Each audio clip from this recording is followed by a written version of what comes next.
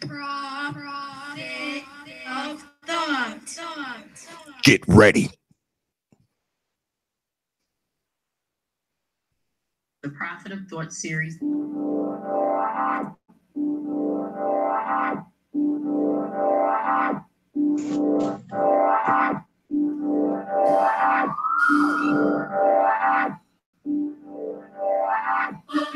Open your mind.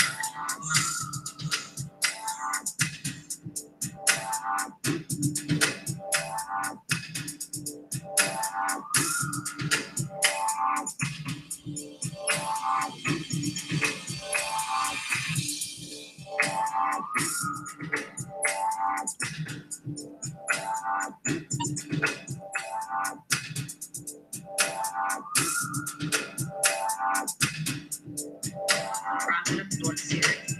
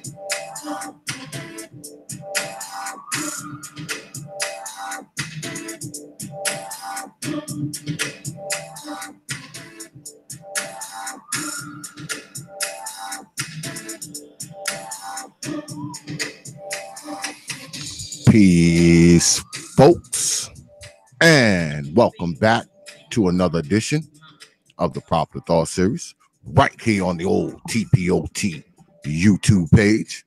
I'm your host, X, of course, but you knew that already. That's why you're here. Tonight, got a good show for y'all tonight, boy. I got a good show for y'all tonight. But first, before I let y'all know what we going on, y'all know I always got to start the show with thanking my donors. I actually got some donations today. I'm still trying to figure out why y'all don't donate during the show, then y'all donate on the days that I'm not on. I mean, are y'all trying to tell me something? But anyway, thank you. Y'all know who y'all are. Of course, whenever y'all give me a donation, I always make sure that I send you a personal email. You know, whether it's 5 of y'all or 500 of y'all, I sit down and write y'all a personal email. I also, I was going through my PayPal today, and I saw donations from like a week ago, 3 weeks ago, because I'm just really checking it, y'all. So I made sure I wrote every single one of y'all back, and I also apologize for not writing y'all back a week or two ago. It's just that I'm just now checking them, y'all. A lot of shit is going on for X right now. Y'all know I just acquired another building. So I have 2 shops that I'm running now. So I'm like super, super busy, y'all. But like I said today, I wrote everybody back today. I appreciate you contributing your money, because you don't have to. You work hard for your money. You ain't got to give that shit to me, but you choose to do so, and I'm grateful for that. Those of you who donate to me, you know who you are, and I appreciate you. I do. I mean, no ifs, ands, or buts about that. You know that. But anyway, I got a special show for y'all tonight. This is the guest that I have tonight. I've been trying to get this brother on here. I've been wanting to have this brother on here for a minute, y'all. I mean, for a minute. And because y'all know, y'all follow me, y'all know I've had some of everybody on here except this brother. Y'all know him as Alan Roger Currie. I refer to him as a matter of fact, let me show y'all what I refer to him as.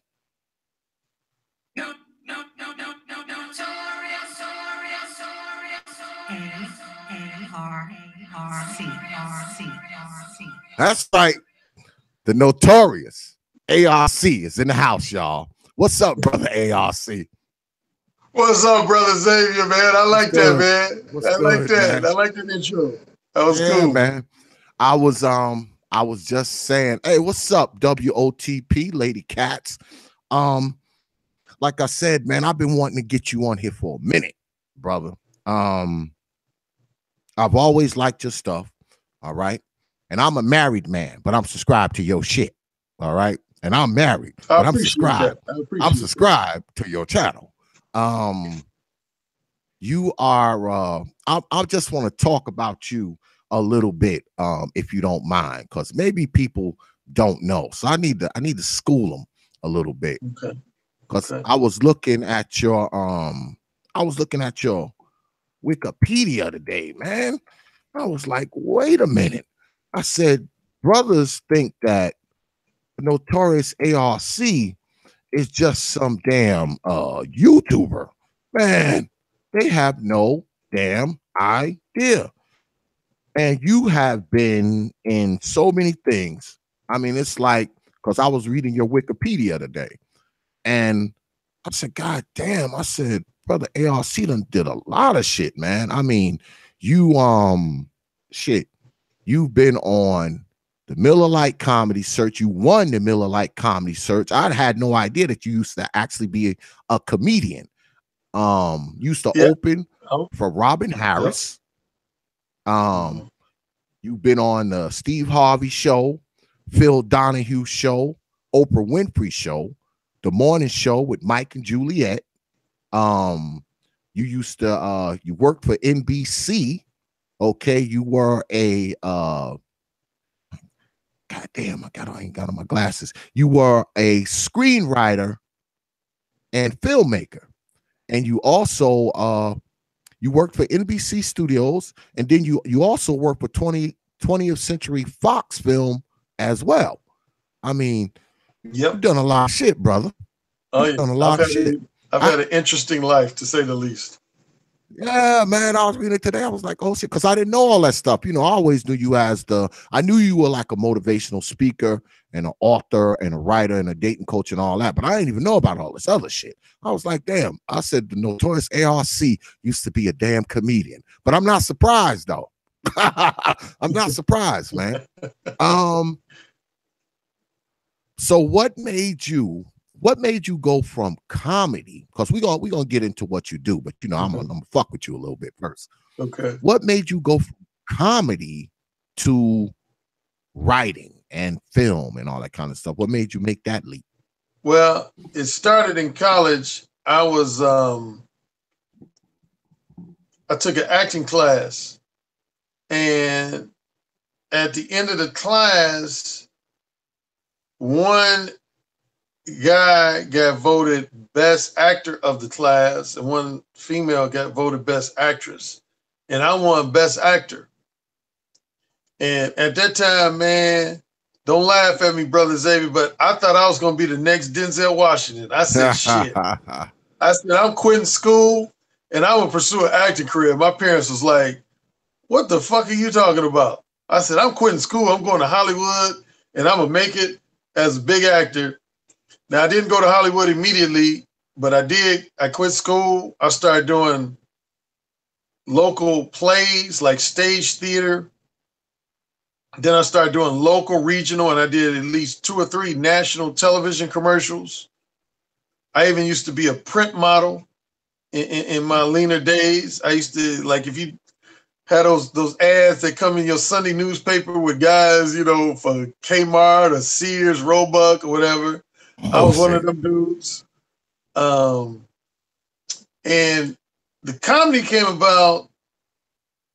I was going to DC. I was driving to DC with my cousin and some female friends to see one of my other cousins graduate from Howard University Law School. And because it was like a 12-hour drive, you know, I decided to keep people entertained. So I just started cracking all these jokes. And, you know, sometimes you can have that humor that just make people laugh. And then other times you have that humor that make people like spit out their food. Like they like, stop. Like, you hurt my stomach. I had them laughing like that type of hard, to the point where one of them said, Alan, you need to try your hand at stand-up. You are hilarious when you want to be. And at the time, I kind of blew it off like, And she was like, no, I'm serious. You when you really get going, you a funny motherfucker. And so a few weeks after that trip, I saw this ad in the Chicago Tribune for a comedy workshop of all things. It said, have you ever aspired to be a stand-up comic? Well, we have this 3-week workshop where you can learn how to do stand-up. So I joined it.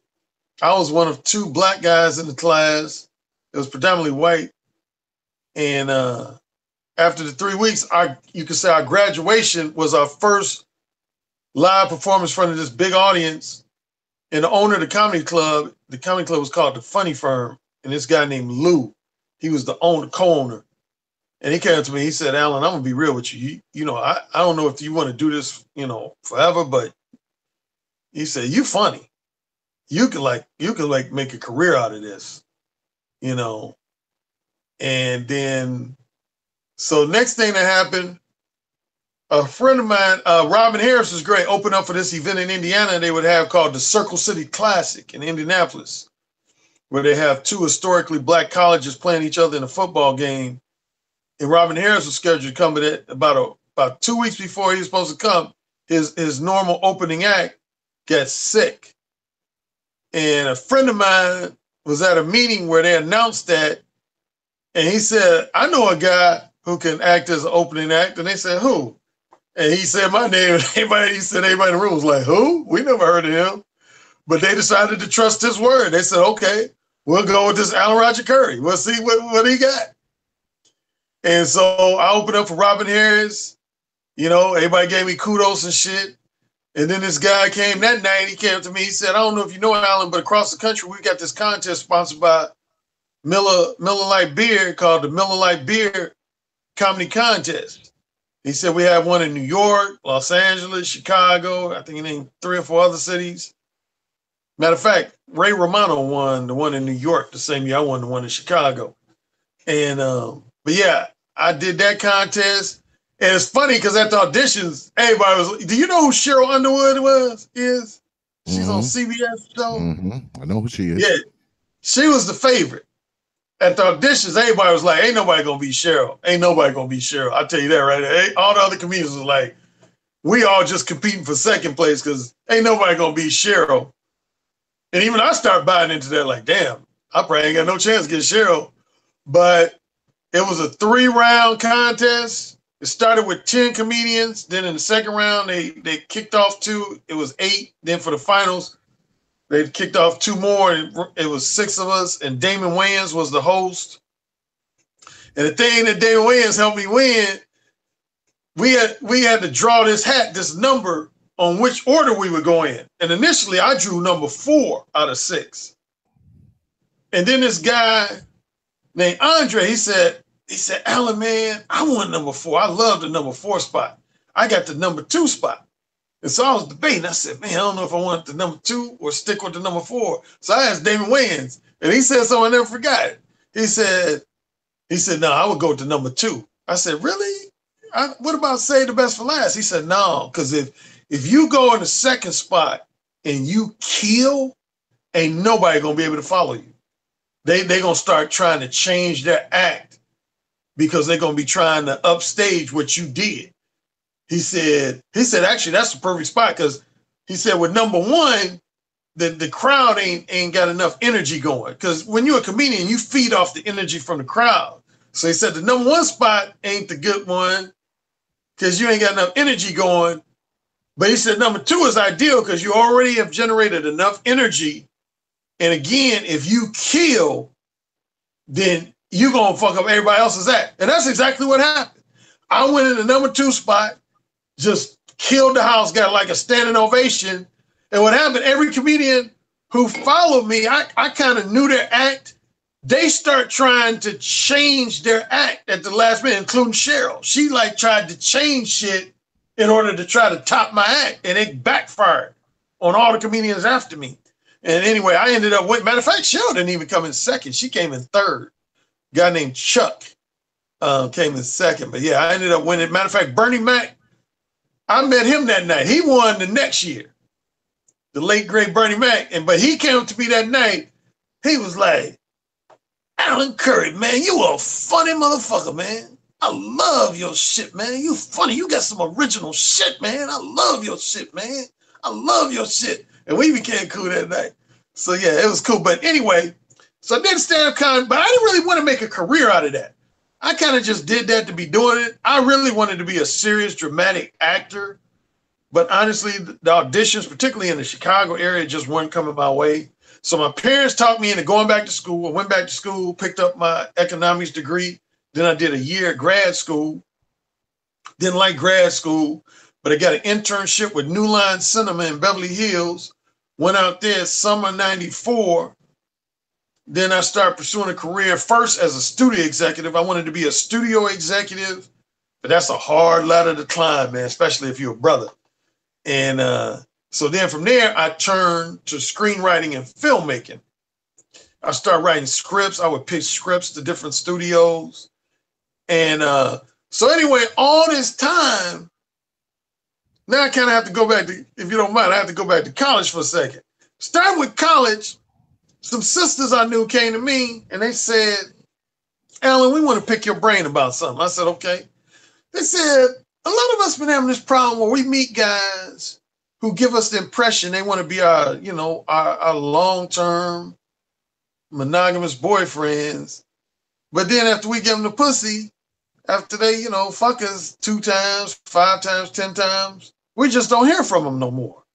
I said, oh, that's easy. These brothers just wanted casual sex, but they didn't have the balls to tell you that straightforwardly. And so these women were like, well, why don't they? They just want casual sex. But we don't like to be lied to. So at first I kind of criticized them and called them, you know, whiners and complainers. But then as I thought about it, I kind of started empathizing with them. So I went back to, I was in a fraternity. I went back to some of my fraternity brothers. I kind of did this informal survey. I said, let me ask y'all something. When y'all meet a woman that you know you don't want really nothing serious with, nothing too long term, you don't want her to be your girlfriend, basically you just want to hit it. Do you tell women that straight up or you bullshit them and lie to them? And just about all the guys are like, come on, Alan, you know the answer to that. Man, you got a lot of these hoes, man. You can't be straight up about the fact that you just want to fuck them casually. Hell no, you can't do that shit. Man, you'll get cursed out, you'll get slapped, you might even have a drink thrown in your face. You can't do that, dude. You got to play the game, man. You got to bullshit them. And I went against the grain. I was basically like, I don't agree with that. I think that's some bullshit. So a few of them challenged me. They said, okay, the next party, we want to see you go up to some women and just straightforwardly tell them that you have no interest in a relationship, that all you want to do is fuck them for the next few days, the next few weeks, or the next couple months. Man, you're going to get rejected so quick, your head going to be spinning. Well, to their shock, I did get my share rejection, but I had more positive favor. Here's how the response would kind of be. It was almost predictable. For the first few minutes, women would have like a negative response, like, what? I don't believe you said that. I ain't no hoe. I ain't no slut. You know, I'm a good girl. Don't be talking to me like I'm a slut. And my secret weapon would be, I just look them dead in the eye. I wouldn't change my demeanor. I wouldn't back down from what I said. I wouldn't apologize for what I said. I would just look at them like, I said what I said. And here's what I would notice, brothers. It was interesting. And I would tell guys this later. Once women would see that you were not going to back down from the straightforward shit you said, you were not going to offer any apology, like, oh, I didn't mean to make you feel uncomfortable. I didn't mean to infer that you were a slut. You just kind of kept your cool. They would just kind of look around and they would soften up and be like, you nasty. You nasty. Here's my number. And man, I'll start just fucking women left and right, to the point where a lot of my friend brothers like, man, they start telling other friend brothers, they like, hey man, y'all need to hang around Alan, man. That dude is just straight up, man. He got like some kind of Jedi mind trick, man, where like he say straightforward shit to women. At first they like start criticizing them and insulting them, but then they just chill out, and then he end up getting the pussy, man. He's like, I think he like hypnotizing these women, man. He got some kind of Jedi mind trick. So my brother started hearing this shit, and he he saw me in action, man. He saw me. We went to this grocery store after a party one night, and I met this chick, and I had her sucking my dick in the grocery store. Let me repeat that. I had her sucking my dick in the grocery store. And that was the night when my brother said, damn, dude, you got it like that? I said, not all the time, but yeah, sometimes. He said, oh, dude, you need to put this shit on paper, man. And I kind of laughed at it. He was saying, this was back in like 1986. He said, man, you need to put this shit on paper, man. I think you could help some dudes, man. If you getting that type of result that quick, he said, man, that's mind blowing. So for the next like 9 years, he like kept bugging me shit off and on. He would say, hey man, you need to put that straightforward method you use with women on paper. And I would be like, man, I'm concentrating on pursuing an entertainment industry career. And then in 1995, I finally caved in. He was the manager of this firm, and he said a lot of guys was bugging him for dating advice, and he would give them his own dating advice. But then he would always say, you really need to be talking to my younger brother. And they would say, what's up with your younger brother? And he would say, man, my brother got this way about him, man, where he just says shit to women real confidently and straightforwardly. And at first they give him a little resistance, but then he ends up seducing them, and he ends up having sex with them. And they was like, get the fuck out of here. You can't talk to women straightforwardly like that. Women ain't cool with casual sex like that. You can't just straightforwardly tell women that you want to fuck them without being in a relationship with. He was like, man, I'm telling you, my brother tells women that, and he's successful with it. So he called me up. He said, bro, they not believing me, man. Create like just a brief pamphlet chronicling some of your experiences, the psychology behind why you do what you do and why you think it works, and I'm going to give it to these guys. So I did. I created this 30-page pamphlet called The Mode 1 Principles for Effective Verbal Seduction. And he gave it to like 10 guys. And 4 guys immediately said, I can't do this, man. It's too ballsy, man. I can't do this. I wouldn't be able to pull this off. But the other 5, 6 guys, they said, okay, I'm going to at least try this. And no less than 4 of those 6 guys ended up having success with it, to the point where they was like, damn, man, tell your brother to turn this shit into a book, man. This shit's been working for me, man. I ain't think this shit would work, man, but I'm actually having a lot more success with women, man. And so from there, I did a couple of tweaks. I turned it into an ebook in 1999. And then first I was giving it away for free. I started selling it in 2001. And then in 2006, I turned it into a paperback. And now going back to my career progression, my parents got sick in 2000. First, my father, he had a major stroke, and my mother started falling apart. So I left Los Angeles, came back to the Midwest, and I was trying to support my parents. So I didn't really want to spend too much time with like a 9-to-5 job. So I was trying to think of like a home-based job to do. And my brother said, man, you need to turn your Mode 1 advice stuff into like a gig, man. And I kind of brushed him off again. But then the movie Hitch came out. That was the major turning point. Hitch came out, and my brother was like, dude, that's you, man. That is you. Man, you could turn that into a real life career, man. That's you, man. You already doing that shit, man. And so I said, yeah, okay. So right around the time, a few months after I came out with my paperback version, 2006, I said, I'm going to become a professional dating coach. I did it part-time up until summer 2012. I actually had a 9-to-5 job at a university up until the end of June of 2012. Matter of fact, around this time of year, in 2012. And so I've been doing it full-time since July of 2012. Sorry for the long-winded backstory, but that's the backstory. No, that's what I wanted you to talk about, because I was, like I said earlier, I was reading your like your Wikipedia. I was like, damn, brother A.R.C. done did a lot of shit, man. I said I definitely gotta refer to him as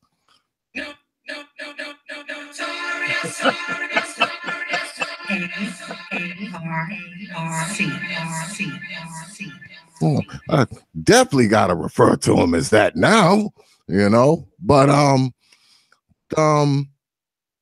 like I was saying, brothers have a tendency to think that you're just this freaking YouTuber.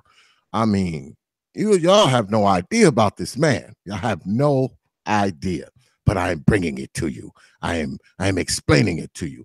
And while I'm doing that, I'm looking up at the damn watch numbers. Now, y'all know damn well I don't like this number to be less than this number.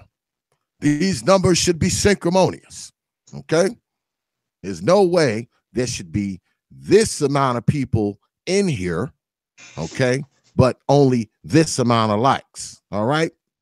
Now, just for y'all doing that to me, now I expect you to put some coins in this bucket. See this Streamlabs right here where my finger is? If you're feeling generous with your coins tonight, throw a few coins in the bucket. It's appreciated. What's up, brother Maxwell? I see y'all in the chat room. What's up, WOTP, Lady Megan? What's good, brother Gemini? What's going on? Y'all make sure y'all hit that like button. You see this? Okay, we're going to do what we do every week. I know I have to do this with y'all, but y'all my people. I love y'all, so I don't mind doing it. You're going to take that hand nice and slow. You're going to move it over slowly. We do this every week. You get it right here. Get that mouse right there and click, and you're done. And then after you do that, you move that mouse over again, and you get it right here. All right? Click, and you're done. Thank you. Brother A.R.C., now, I'm sure you have a vigorous amount of clients. I'm not sure if you're just a dating coach for men, or do you do both sexes? Are you a dating coach for men and women, or just men? Good question. I get asked that here and there. I'm on just what I would call my general dating advice. I'm predominantly men. I would say probably 97, 98% of my clients are men. Now, since you've been doing your research on me, you might have come across my somewhat secondary career. I'm involved in what's known as the BDSM lifestyle. I'm sure some of your listeners know what that is, but there's probably a handful that don't. So for that handful that don't know what that is, I'm not sure that's on the Wikipedia. I'm not sure. Well, actually, it is. It doesn't mention that I do coaching, but it does mention in the Wikipedia page that I'm into BDSM. Yeah, that centers around erotic domination and erotic submission. Like if anybody saw the movie 50 Shades of Grey or the movie Secretary with James Spader, those two movies were centered around the BDSM lifestyle. And yeah, I'm what's known as, if a female dominant is known as a dominatrix and a male dominant is known as a professional dominancer. I'm a professional dominancer. And at minimum, what I do is I advise either individuals, both men and women, as well as married and unmarried couples who are curious about the BDSM lifestyle. And this is going to blow some of your listeners' minds, but there are some men, even including some black men, there are some men who actually hire me to train their wife, their fiance, or their girlfriend. One of my sessions is called obedience and submission training. So I'll, like, say a guy might write me and say, hey man, I love my wife, but she's a little bit too sassy and smart alecky for my taste. She's a little bit defiant at times. I heard about you from a friend. Can you work with her? And so I'll end up working with that guy's wife. And then by the time I'm finished working with her, that chick is never sassy again. She's never smart alecky again. She never gives him any shit again. She's damn near like his personal sex slave. Wow. And so on that end, I would say probably no less than 60% of my clients are women, if not even maybe 70% of my clients are women on the BDSM thing, end of things. But again, on general dating coach, yeah, I would say probably like 98% of my clients are men. So, is it mostly brothers? I mean, do you work? Well, you work with everybody, right? Black, white, green, yellow, purple, doesn't matter. As far as my dating coaching, brothers, believe it or not, they would probably rank maybe fourth on my list. my largest percentage of male clients for my general dating coaching are white men. I would say second would be Asian men. Third would be Hispanic men. Fourth would be a tie between brothers and Middle Eastern men.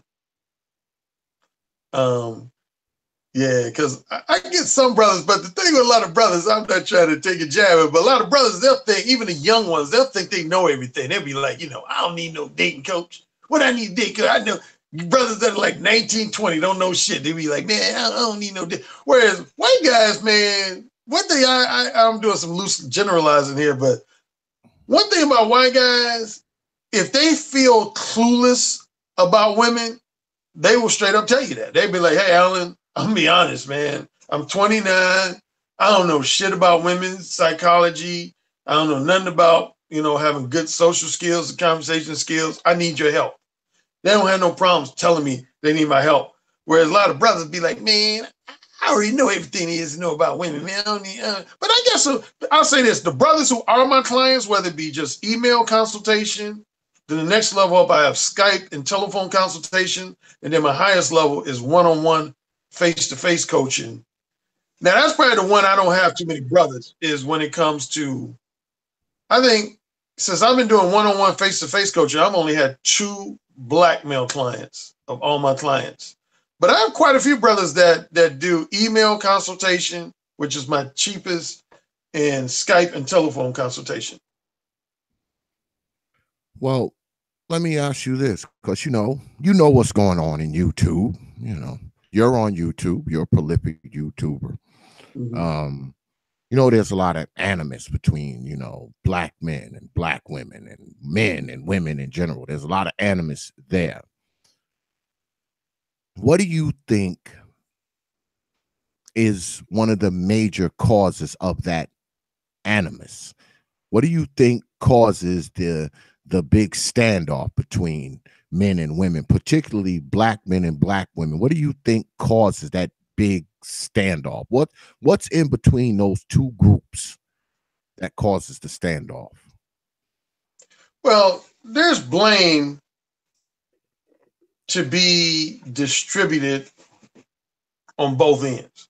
I would not want to blame exclusively one gender or the other. There's black women who have contributed to this tension between brothers and sisters, and there's some black men. Now, one of the things that black men don't like about me on YouTube is because of the fact that I'm a men's dating coach. And let me repeat that, because you were just asking me that question, do I have primarily male clients, female clients, or equal number of both? Because I'm predominantly a men's dating coach, I like to concentrate on what men need to do different or do better. Now, in fairness, when I work with women, I do the same thing with them. If I'm working with a female client, I won't talk about what men need to do. Like if women start going off ranting about men need to do this different or men need to do this better, I'm like, check that shit. Stop that shit. You ain't got no control over a man's behavior. You just got control over your own behavior. And I tell the same thing to men. So I'll start by saying on the male end, I'm just going to be real, man. You got a lot of weak brothers, man. You got a lot of weak brothers out here, man. They almost act like women themselves, man. I mean, brothers said, I don't know how old you are, but I'm thinking, you pretty much old school, I'm assuming. Mm-hmm. Yeah, pretty much. I'm creeping up on 50. I'm creeping up on it. Okay, well, you just a few years behind me. Because, see, I'm 55, man. And, hey, man, when I was young, man, you just didn't have no brothers, man, just sitting around, just whining and bitching about women on a week-to-week basis. I mean, when I was young, I knew brothers who did that every now and then with a specific individual female they dealt with, like, their current wife, their ex-wife, current fiance, former fiance, current girlfriend, ex-girlfriend. I think all brothers go from time to time talking about, my ex-girlfriend did this and I didn't like it, or my wife did this. But as far as compared to what I'm seeing in today's generation, man, dude, I mean, This shit's ridiculous, man. I mean, because bottom line is, man, no woman can exhibit undesirable behavior towards you unless you allow them to. No woman can exhibit disrespectful behavior towards you unless you allow them to. And if you allowing them to, then that means you got to ask yourself, why am I allowing them to? That's a backbone issue right there. If you're allowing women to repeatedly treat you like a chump, treat you like a bitch, treat you like you just ain't shit. You know, I go by that saying, fool me once, I even generous to say even fool me twice, you know, shame on you, meaning that if a woman treats me in an undesirable manner once, then I got some room to say, okay, I didn't know you was like that. So you deserve at least 50% of criticism.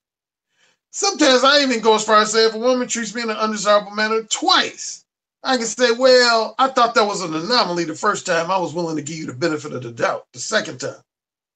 But what I tell guys is, anytime a woman has treated you like shit 3 or more times, that's on you for allowing that shit. And this is what I see a lot of men do on the male end. A lot of men, when they're in the company of a woman that they really, really attracted to, a woman that's really good looking, sexy, they'll allow that woman to treat them like shit, thinking they're going to earn brownie points by allowing that woman to treat them like shit. Then when that woman dumps them for another motherfucker who they can treat like shit, all of a sudden they bitter. They like, oh, that bitch ain't shit. You know, I spent all this money on her, and I did this for her, and I did that for her, and she treated me wrong. Because, I mean, Brother Xavier, I'm going to ask you, man, I know you've been married for a while, but I mean, if you was out there single, and every woman who tried to violate your boundaries, you quickly put them in check, what would you have to complain about? Exactly. I mean, I wouldn't understand that. I wouldn't understand what you would. So my thing to these brothers who are doing all this complaining is 2 things. Number one, if you're talking about women you've dealt with individually, face to face, if they treated you like shit, then why did you allow it? And if you haven't had any women treat you in a disrespectful, undesirable manner in your real life, and say you're just criticizing women you see on TV or see in the media, why is that of any concern to you? That ain't no concern to you, because the main women you've interfaced with in real life. So that's why I come down hard on brothers a lot of times and criticize for whining and complaining. Now, to be fair and objective, I got to throw out a couple things towards the sisters too. The one problem I have with sisters, some of them, if nothing else, a lot of them have unrealistic and even delusional expectations for male companionship. I've known sisters who, without getting into lengthy assessment, there are sisters who at, say, the age of 45, think they're going to have the same pull that they had at 25. And that shit, I'm just going to be real. I know some of you sisters going to get mad for me saying it, but shit ain't going to happen. I mean, you know, like you go on some online sites and sisters be like, well, I need a man who's making $200,000 a year and got a house on the beach and got a Ivy League, you know, degree and blah, blah, blah, blah, blah. And it's like, okay, hold up. What you bringing to the table to be demanding all that shit? What you bringing to the table at 48 years old? So, again, in general, I would say both genders have contributed to this tension, but I tend to be hard on the men because that's who I deal with. I don't want them worrying about women's behavior. I want them to worry about what they have control over. And that's 2 things. The 2 main things a man has control over is how he chooses to behave towards women and how he chooses to allow women to behave towards him, period. Exactly.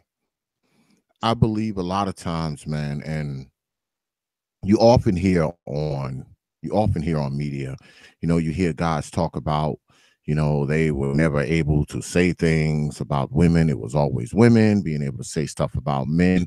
And you look on media now. I mean, most of the people you see, most of the brothers you see on internet, most of them is just talking shit about women. Now, don't get me wrong. I mean, I got my issues with women too. I mean, you check my archives, I got some videos where I'm going in on them, you know, but that's not what I talk about every goddamn time I get on the internet. I probably got about 230 videos up. You can maybe see me talking shit about women on maybe 7 of them. The other 223 is about other shit. So, I mean, I don't what's up, brother Samuels? I see you up there. I don't focus on, I guess because of the life I live. I mean, I'm not like a lot of the brothers. I mean, I've been married for 17 years, right? But I wasn't always married. All right. I used to be a young guy. Okay. I used to be out there chasing hoes and doing all this shit too. And I never had the problems that these dudes talk about, where they, you know, they talk about, you know, how they couldn't get women who was fine and all this kind. I didn't have those problems when I was a young guy. You know, I just did. I mean, I had a lot of problems in my life, but getting women just wasn't one of them. I mean, that was never a problem. I mean, my kid's mother, the woman who I have kids with, she was the finest girl in town. And I did just like other brothers do, you know, got with her, shot babies in her, and the whole nine. I mean, so, you know, I'm probably one of the dudes that they talking about, you know, one of the so-called Pookie, Ray Ray, Pooh Loves, Boogaloo, you know, all the motherfuckers that they refer to. Maybe I guess I'm one of those people. Okay, maybe I'm just one of those people. I never had the angst that these dudes have. And I'll say again, I got my problem with black women, okay? Especially black hoes. I got my problems with them. But at the same time, I'm not so hell bent and have this vitriolic hate for women, you know, like all women have done all this shit to me in my life. A lot of these dudes, they have this animus. The animus is so bad against women that they include the whole world when they talk about women, you know. And I've told brothers, I said, hey, look, you know, I got my problems with some ladies too, but guess what? There's a lot of ladies out there who belong to me. All right. I have a wife. I have 2 daughters. All right. I have 2 granddaughters. So some of them black women out there, they belong to me. All right. They belong to me. All right. They named after me. They carry my last name. Those are my ladies. So I can't just say, you know, the whole world of women just need to be, you know, thrown out with the trash. You know, I'm a true believer that, you know, we as brothers, we often have a tendency to throw the baby out with the bathwater. And I think that's a bad pathology, man. You know, I mean, sometimes you have to kind of you know, you have to distinguish, man, the good from the bad. You know, you have to eat the meat, spit out the bones and the fat. And I think a lot of brothers aren't prepared to do that. I think they just fucking cowards, to be honest with you. I think a lot of these dudes are just cowards. And not only are they cowards when it comes to being a man, I think they cowards when it comes to women. I think a lot of these brothers are like really afraid of women. I mean, when I say afraid, I don't mean afraid like you're afraid of a ghost, but afraid of being rejected by these women who they want, who may not want them, you know, afraid of having to step their game up to be with any particular women that they want to be with. I think that is a thing. Okay. I think that is a thing with some of these dudes. Cause me, I mean, I don't, like I said, my platform, man, I got 230, 240 videos. You can probably find like 6 or 7 of them where I'm talking shit about women. Why? Because, see, I have a woman. All right. I have a woman. Okay. I've had fine ass women. All right. I dated models when I was a young guy and female athletes and all that shit. All right. So I just don't share their experience, man. I don't share their experience. And see, it's fine. See, this is the problem, brother ARC. They can have their point of view. They can have their ideology. They can have their pathology. That's fine. All right. That's their platform. That's their website. That's their whatever. They can have it. I don't have a problem with it. But see, what bothers me is when these brothers who have these ideologies, they want to come down on you because you don't share that ideology. You're not in lockstep with that ideology. So they want to come down on you and say, oh, you're a simp, you're a panderer, you're a placater, you this, you that, and every other thing.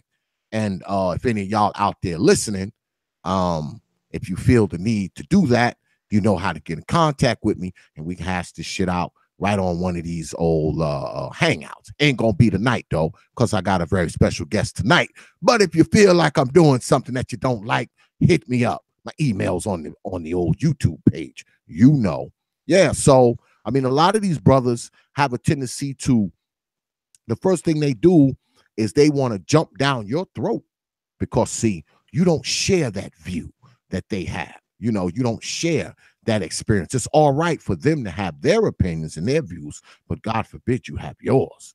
If you have yours, you're doing men a disservice because, see, you're not talking what we're talking. You're not saying the things that we are saying. And that's my problem with these brothers. I don't have a problem with them being scared of women and, you know, they just sit around and peep out their windows and beat off all the time. I have a problem with that. My problem is when they want to come to my platform and try to tell me I need to be more like them. That, I think, is bullshit. Well, now, I'm going to try not to bring up this brother's name, but Brother X, you know, me and you last Wednesday, a week ago today, on the same platform with a brother. And if you remember, I co-signed with you when you expressed those same sentiments that you expressed just now. And then I ended up having a second interview with this brother on last Friday. And I basically echoed your sentiments again. See, because your issue is the same issue I have. Hey, if brothers want to dedicate their whole YouTube channel to bashing black women, I frown on that. I ain't really, you know, I don't like it per se, but being objective, I know it's their legal right to do so. So my thing is, if you want to do that on your channel, you got all the right. If you got an audience for that shit, which I'm sure a lot of you guys do, go ahead and do it. But my big thing, as Brother X pretty much just expressed, number one, don't try to obligate me to have the same negative attitudes and criticisms that you have, which at least a handful of brothers have, and one in particular. And secondly, as you said, Brother X, because I don't co-sign with any of your major criticisms and harsh insults of black women, don't be trying to throw no label on me like I'm a simp and I'm caping for black women. Motherfucker, my deal is I've had black women that treated me real good. I just told, what was it, O'Shea Duke Jackson earlier today. See, somebody tried to suggest in one of these comment sections, they said Alan is being disingenuous by not bashing black women, but when the reality is it's just the opposite. The brothers who've hung around me in real life, they know how black women have treated me, which has generally, quite frankly, been like a king. I would look like an idiot to people who know me in real life. They have a YouTube channel and I'm just bashing sisters. Because brothers who hung around me in real life, they would be like, come on, Alan, what you talking about, man? Sisters have been at your feet, man. Sisters have done everything you wanted them to do. What the fuck you doing bashing black women? I ain't never seen no black women just treat you crazy or treat you disrespectfully. Well, what are you even thinking about? I would look crazy if I was bashing sisters. I mean, that's not to say I haven't had my individual, you know, run-ins with sisters here and there and, you know, sisters, specific sisters that I bumped heads with. But as you also expressed earlier, man, see, I'm not one, I deal with black female fuckery on an individual basis. So if there's a woman I run into named Janet and say Janet goes sideways with her behavior, then if I have any criticisms of anybody, my criticism is going to be exclusively limited to Janet. But I'm not going to let Janet's fuckery cause me to get on YouTube and say all black women ain't shit because of what Janet did or because of what Michelle might have done or Lydia might have done. I'm going to deal with those women individually, but I ain't going to generalize all sisters based on, like, I remember, man, I was on a blog talk radio show. Man, I want to not call out this brother, but it's almost hard to. He got a popular blog. He's based out of London called Slaying Evil. And anybody who knows that website know who I'm talking about. I'm not going to say his individual name, but he got a blog called slayingevil.com. I know who he is. This brother tried to come at me. He said, oh, this Alan Roger Currie is ridiculous. He won't say anything negative about black women when black women are trash. They're all trash. They're all trash. I said, brother, tell me this. How many black women have you really been up in their pussy? Be real. How many black women has your dick really been up in their pussy? And he got quiet. I said, yeah, that tells me 0. You just mad because you ain't never had no quality black pussy. I doubt if you've had any black pussy. You probably been ignored for the rest of your life. He said, well, what about these women on TV and in movies? I said, is that your argument? I said, nigga, did you really just say that?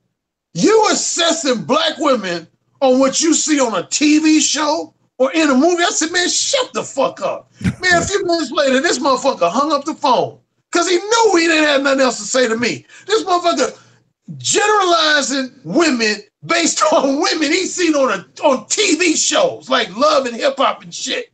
I'm like, motherfucker, talk to me about black women you've dealt with face to face. I don't want to hear about nothing you read about in a magazine or saw on a TV show. What the fuck is that? That's crazy. And so, yeah, man, these brothers, man, they lost, man. And what's come revealed to me within the last few days, a lot of these brothers, man, it turns out they got unresolved mommy issues, man. They had a bad relationship with their mother, and they taking out that bad relationship on all the black women that they deal with personally and socially, man. And, you know, I told on my last video on my channel, I said, man, a lot of you brothers need to be in therapy. And I wasn't trying to be funny or even mean-spirited. I'm being real, man. When you get unresolved issues like that, you don't need to be on YouTube. You need to be in therapy. Here's the thing I don't like about it.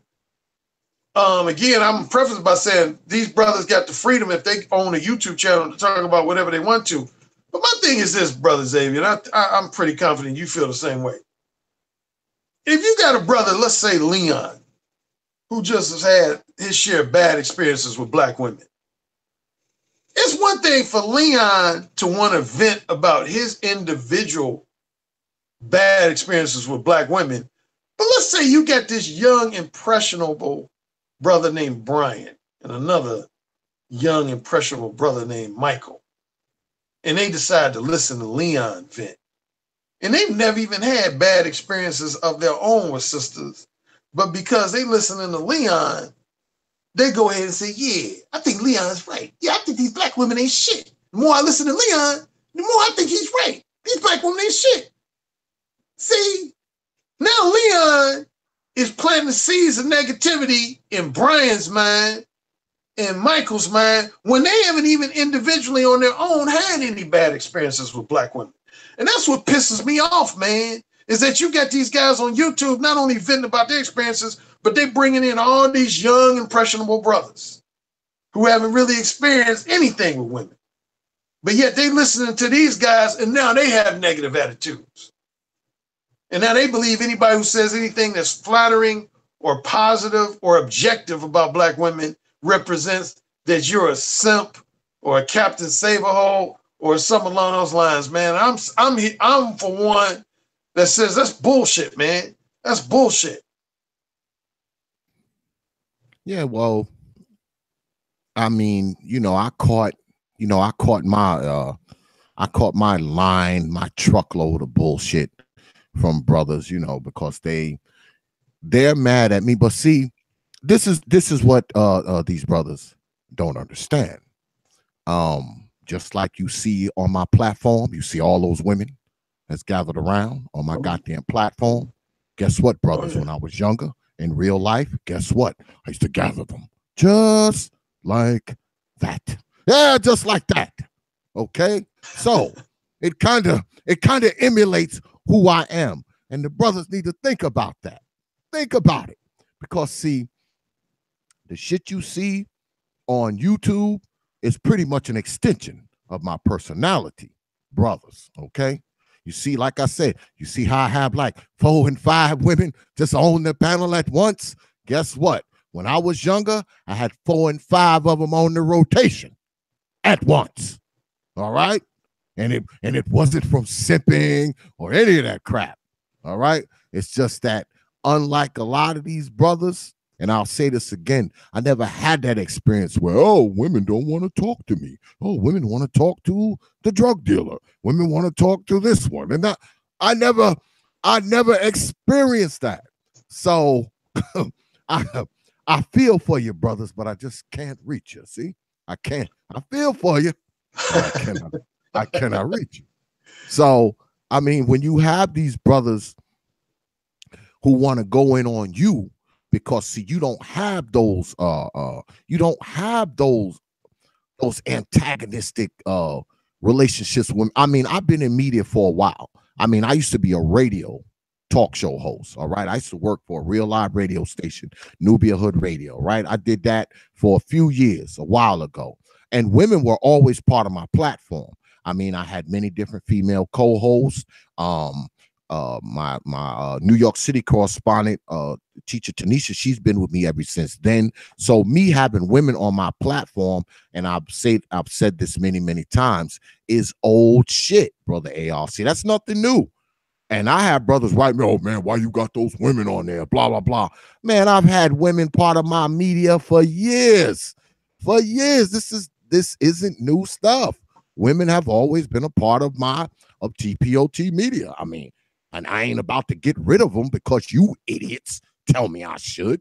Okay, I get along fine with the women that's on my team. Now, they probably wouldn't give you the time of day, but I get along just fine with them.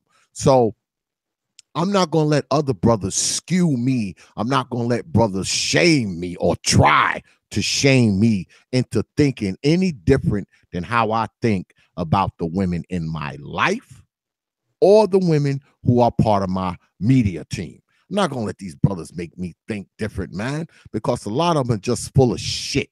All right. Most of them, they're like a bunch of talking heads anyway. They all say the same shit. They're like somebody programmed them. They're like robots. They all got the same line. All of them come with the same line. You a simp. You pander to women. Oh, old ass kissing nigga. I mean, they word for word, line for line, it's the same old shit. And I'm like, I should be concerned with you dudes.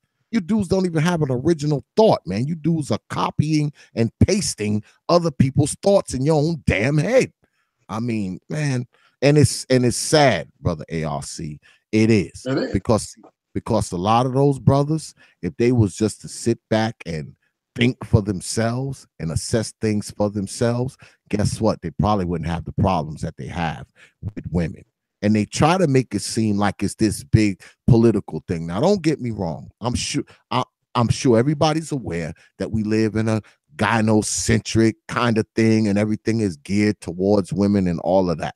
I understand that. I understand that perfectly. But I think a lot of times what happens with certain brothers is they try to take the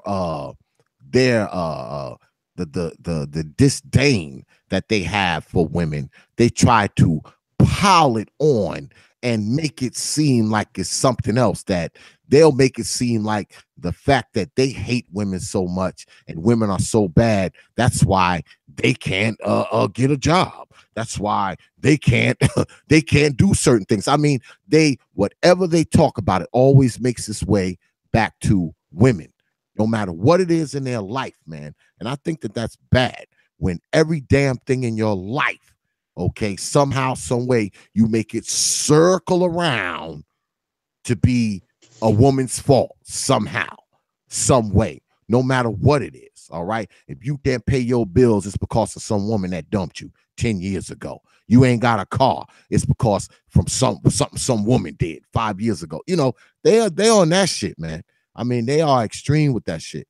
And like I said, it's their right to do. I just wish they stay the hell off of my channel. Just stay the hell off of my page talking that bullshit. All right. Keep that shit over there, man. All right. You got whatever going on in your mind, that's fine. It's your right to do it.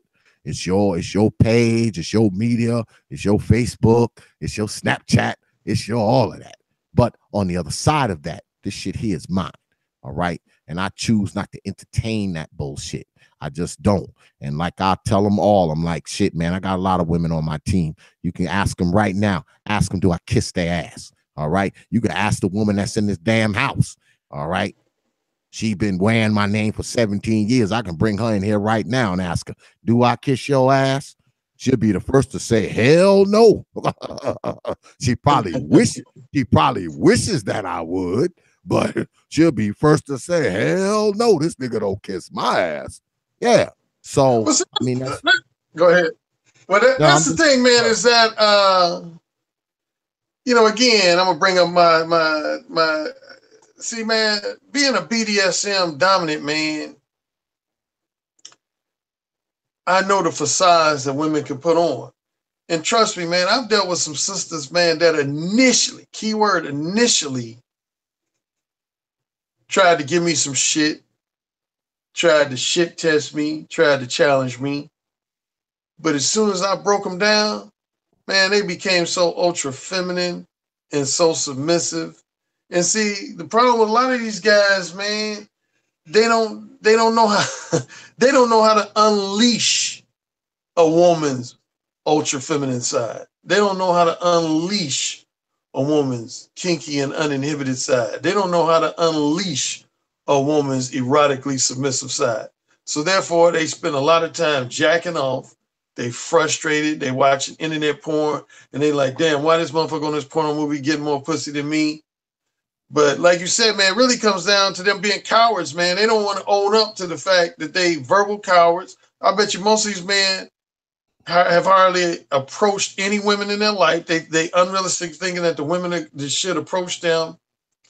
And it goes back to that old adage that we've heard for decades, man, which is the simple one that misery loves company, man.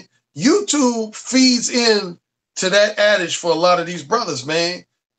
A lot of brothers who are frustrated and miserable, romantically and sexually frustrated and miserable, they want to hear another voice say, yeah, I'm romantically and sexually frustrated too. And so I want to talk about how all these bitches out here ain't shit. Then they hear another voice say, yeah, I'm with you.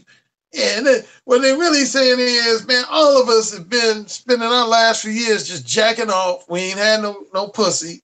Women don't give us a time of day. But you got to ask yourself, you got to look in the mirror and ask yourself, why aren't you getting any attention from women? Why aren't you getting the attention you want from women?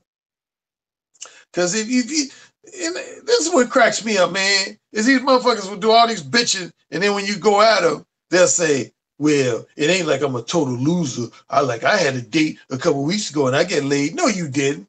No, you didn't. Stop lying. No, you didn't. No, you didn't. Because if you ain't nothing calm a brother down more than a pleasurable orgasm. If you was having pleasurable orgasms on a regular, semi-regular basis, you ain't gonna have all this venom towards sisters on YouTube, man. You ain't gonna be on here whining and bitching. You gonna be lining up the next Thursday night, Friday night, and Saturday night that you're gonna be all up in that pussy. So don't insult my intelligence by on one end whining and bitching about women, but on the other end try to say, well, you and Brother Xavier, y'all try to act like I'm a total loser, but hey, I get my dick sucked 3 weeks ago. I swear to God I did. I can show you a picture. No, you didn't, motherfucker. You didn't get your dick sucked. You was jacking up. See, you're the dating professional, but I will tell these brothers myself, man, you having problems with women, man. The first thing you should do is work on you. Yeah, start working on you, man. Start working on you. Because I listen to these guys, man. I listen to the shows, man. Some of these dudes can't even string a decent sentence together. They got bad grammar, bad diction, bad vocabulary, bad vernacular, fucking broken English, and every goddamn thing else. That's why your ass can't talk to women, because you can't talk, period. Most of them can't even talk. They can't even speak. I mean, before you get a woman in bed, you have to start with talking first, don't you? You don't just roll up and pull out your penis and y'all just walk off and have sex. It has to start with some type of verbal something. A lot of these dudes, boy, they just don't got it, boy. They interrupt one incoherent sentence with another damn incoherent sentence. Then they wonder why women don't want to give them no conversation, because, God damn it, they can't understand the English that you're speaking, brother. They can't understand it. Yeah, you know your girl, Charles Willie. She clowning in the chat room. Oh yeah, Chart to the world. She don't give a damn about them nigga. Charles Willie, you know you're wrong for that. You know you clowning. Man. Now, brother, say, I don't know if you heard it. I'm trying not to say this brother's name, but did you happen to hear that second interview when he said stop? Yeah. I mean, cause remember, I was over there, you know, and he went off on me too, you know, and like I've always said, man, you know, and I'm not even gonna mention the brother, but I've always said to him, man, you have a right to your fucking opinions. I said, man, I even agree with some of your shit. But some of your shit I disagree with, brother. I just do. I disagree with your shit. But you got a right to do it over here. But don't try to come tell me that I need to do my shit like you. Don't tell me that, man, because I build my shit on my own. All right. That's not the tent that I'm under, brother. You under that tent, exactly. Stay under it. Go ahead, do your thing. You and your cohorts, stay the fuck off of my channel trying to tell me to pitch a different tent like you. I mean, fuck out of here with that shit, man. Don't be trying to tell me what I'm supposed to be and what I'm supposed to do, man. Because, see, I don't do that to you. I'm not coming to your channel and telling you what to do and how to be and make your platform like mine and think the way I think, man. I'm not trying to do that to you. So why the hell would you try to do it to me? You know, and see me, I'm the type of person that if I'm going to talk shit to you, I'm going to show up on your shit and talk shit. All right. That last time that I was over there, the only reason why I was over there is because somebody had wrote me and they was like, yo, man, they over there talking shit about you. So, of course, I ran my black ass over there. You know, I'm like, what's good? I said, you call my name, I'll fucking appear. You know, exactly. I mean, I'm not like these other internet hoes. They'll talk all types of shit for you, talk shit about you, right? And then you call them out. They won't show up. You know, they wait for somebody to speak for them. Because, see, a lot of these brothers, man, believe it or not, brother A.R.C., a lot of these brothers like to live, and I say this shit a lot, they like to live vicariously through us damn YouTube characters, man. They like to live through YouTube people. I mean, they living vicariously through these YouTube people. They speak for them, all right? They say the things they wish they could get out, you know, without the stammering and stuttering. You know, they say the things they want to say. So they'll run over to your channel, you know, and try to come at you with some old bullshit not just because you disagree with them, but because you disagree with the person that, you know, they live vicariously through, you know, and then they got a nerve to call you some type of drone. I mean, what's more drone than that? Where you living through, where all of y'all have, like, you know, that hive mind they talk about.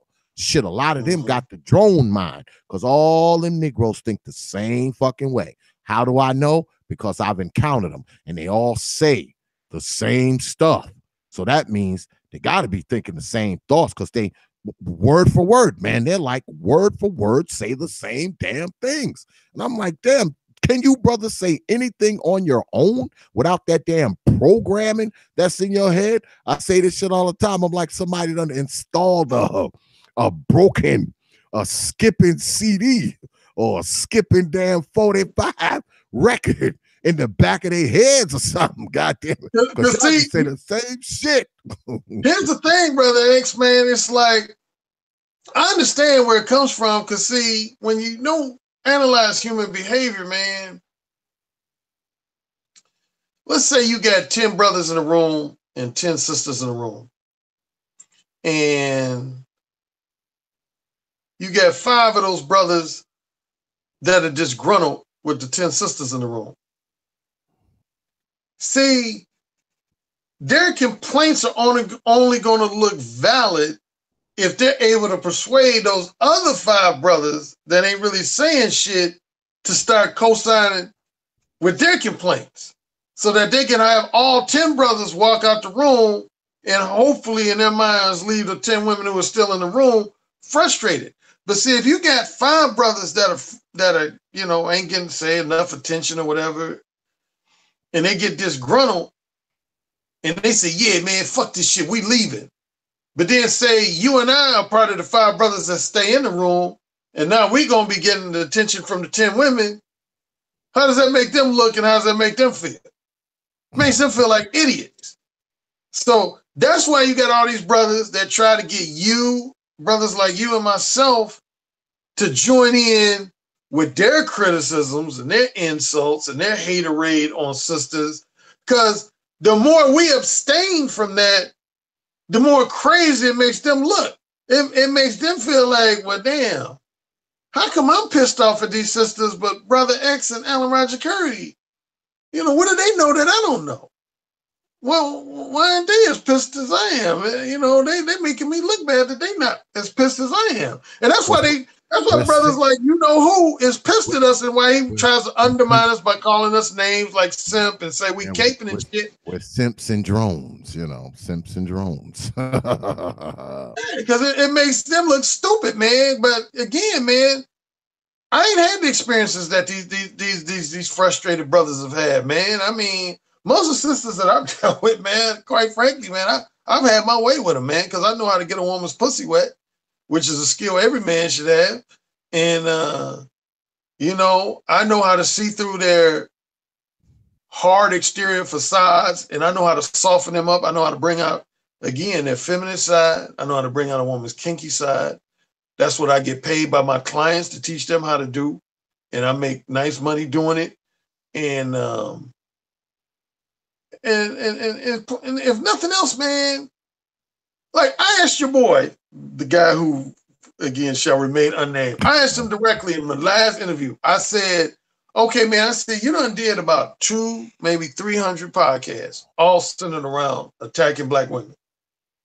I said, how many Black women have written you and said that because of one or more of your podcasts, that they've been motivated to change their behavior or improve their behavior towards Black men? And he paused and he said, none that I know of. And I was basically like, exactly. So my attitude was like, why the fuck you talking about it? See, because I'm the type of person, man, I'm about talking about stuff that's going to help men make some changes in their life, make some improvements in their life. I want guys to listen to me and be taking notes saying, damn, I got to really marinate on what Alan said, man, and I got to weed this characteristic out of my behavior. But if you're just on YouTube talking shit about Black women, but okay, the most recent thing is Black female abuse. Guy attacked me. He said, Alan, you don't seem to be empathetic about Black female abuse. There's Black women out here abusing Black men, and you don't seem to be empathetic to that. Okay, let's say this then. If that's genuinely the case, if there's Black women abusing Black men, how come I don't hear you interviewing no clinical psychiatrist whose specialty is abuse?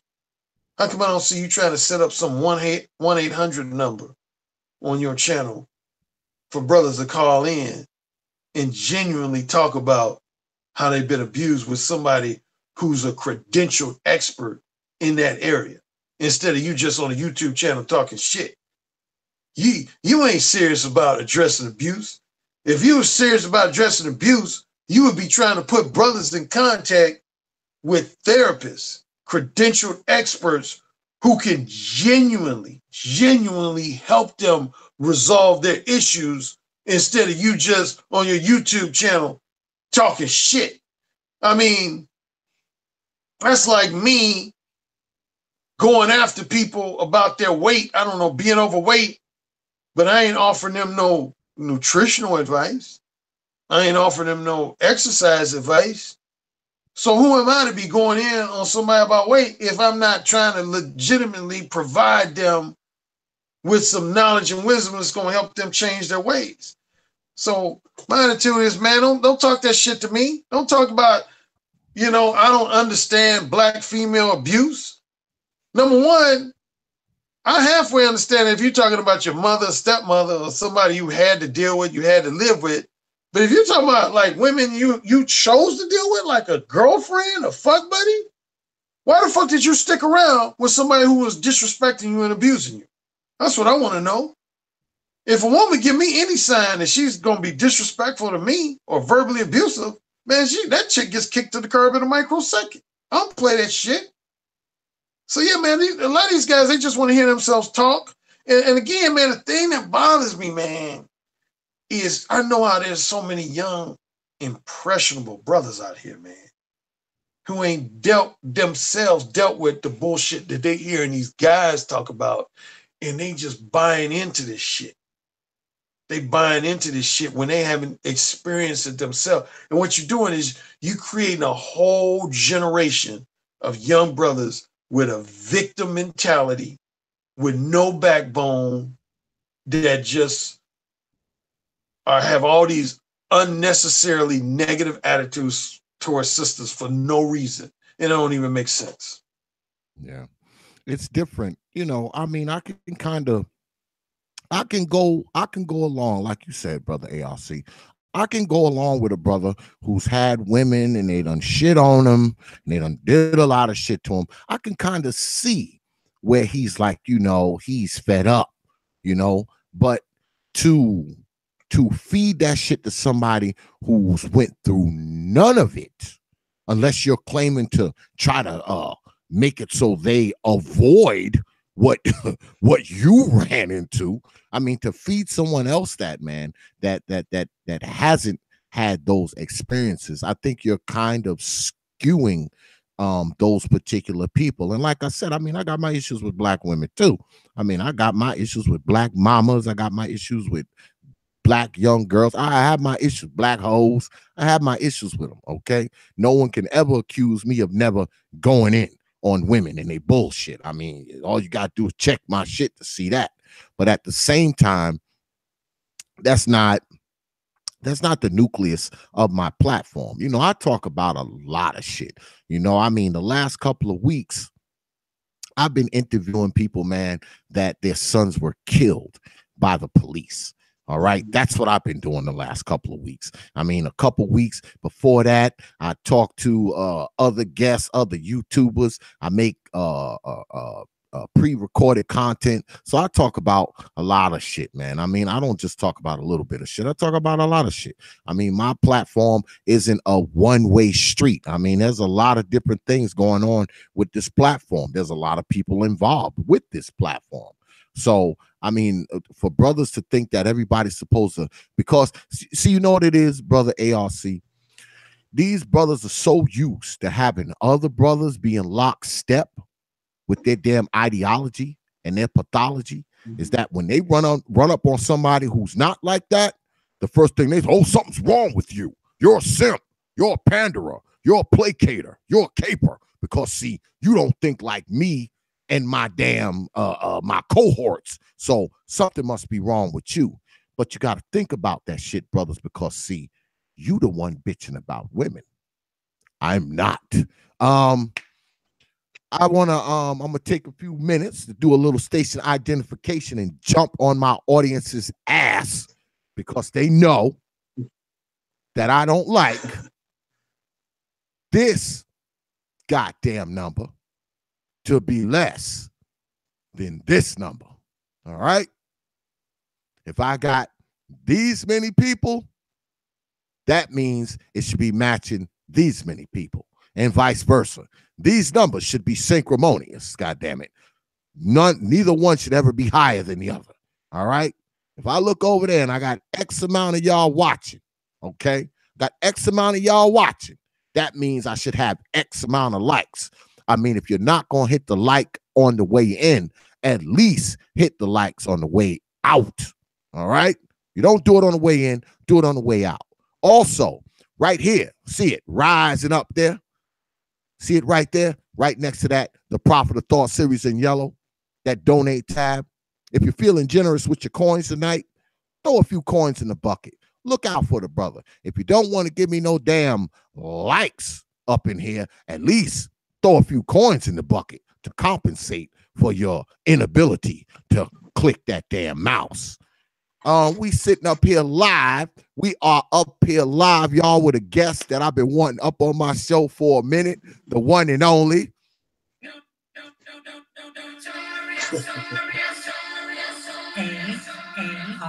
A.R.C. That's right. the Notorious A.R.C. live and direct. I'm gonna go ahead and get into maybe you can help some of these brothers out. What would be your advice to young brothers? You know, forget the brothers who just crazy and you know they for whatever reason they done lost their mind in their 40s and 50s and you know they still just sitting around jerking off all day. What would you tell the unexperienced 20, 21-year-old brother who says, hey, brother ARC, you know, man, I don't know what's good with women. I mean, what would you tell him to do first? What should be his first step to get himself right with women? You know what I'm gonna shamelessly plug. I'm gonna tell him to get all my books, all my audio books. I got 4 audio books because I mean, if I'm being real, that is the starting point for me when I work with clients. I tell them to get at least one of my audio books, if not all 4 of them.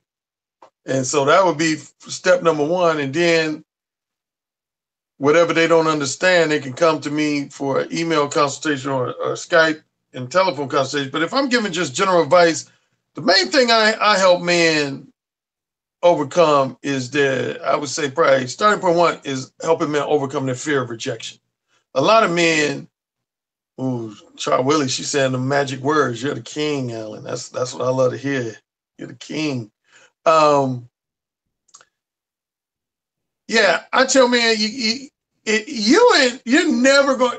I don't know. You old enough to remember this. Do you remember this commercial, Brother X, with Michael Jordan? He's walking, I think, through like a parking lot, and even though he's one of the most successful NBA players in the league, in this particular commercial, all he's doing is talking about his failures. He's like, I've got called for traveling 2,000 times.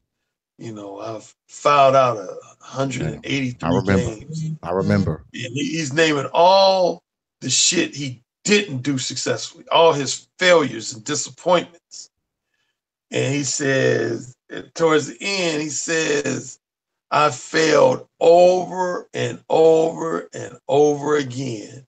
And this is why I succeed. That commercial was the motherfucking shit. Because that's the message I preach to guys, man. Almost every home run hitter in baseball leads the league in strikeouts. So do you think you could, if you're aspiring baseball player, do you ever think you could be a home run hitter if you're scared of going up to the batter's box and striking out? Hell no. Home run hitters, man, they don't want to strike out. They don't like striking out, but they ain't afraid to strike out. That's the difference. No man likes rejection. I don't like being rejected by a woman that I'm attracted to and I want to share her company, but I'm not afraid to be rejected. I've been rejected by a number of women in my life, but I didn't allow it to negatively affect my sense of self-confidence or self-esteem. And you were saying it earlier when we were talking about it. You said a lot of these guys are just cowards, man. You got a lot of guys out here, not just black guys, but white guys too, Asian guys, Hispanic guys. They're verbal cowards. So that's probably the first thing I try to help them overcome is their bad habit of being a verbal coward. So number 1, they'll have enough confidence to simply approach a woman, or if they're at a social event, to initiate a conversation with a woman. And then the second area is there's a lot of guys who do have enough confidence to approach a woman, initiate a conversation with them, but then their bad habit is they engage in all this lengthy, what I call trivial small talk. Simple example of that would be if a guy approaches a woman, initiates a conversation, and he says stuff like, so, like, what do you think about this weather? This weather is great, ain't it? Yeah. So what do you think about that, that one Golden State game versus Cleveland? Hey, you're talking about all this shit that ain't got nothing to do with you building any romantic or sexual chemistry with that woman. So I implore on guys, I say at most you should do maybe about 5 minutes of trivial, flattering, entertaining, trivial chit chat. But by no later than the 5-minute mark, you need to let that woman know that, hey, the reason I'm talking to you is because I'm attracted to you and I want to spend some quality time with you. How can we make that happen? And then you let the conversation unfold from there. You don't want to spend 45 minutes talking about bullshit like, yeah, did you see that construction that was going on Highway 183? Golly, that stuff was frustrating, wasn't it? I mean, what the fuck does that got to do with anything? Building they were building? Well, I believe you know this is the thing. This is the thing. A lot of brothers, all right, and I'm gonna say this, and I know they probably get mad and everything else, but a lot of brothers think that being the way they are is quote unquote being red pill.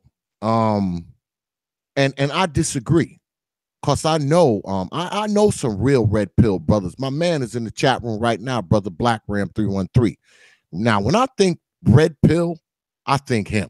I mean, that's what I'm thinking. When I think red pill, I think Black Ram.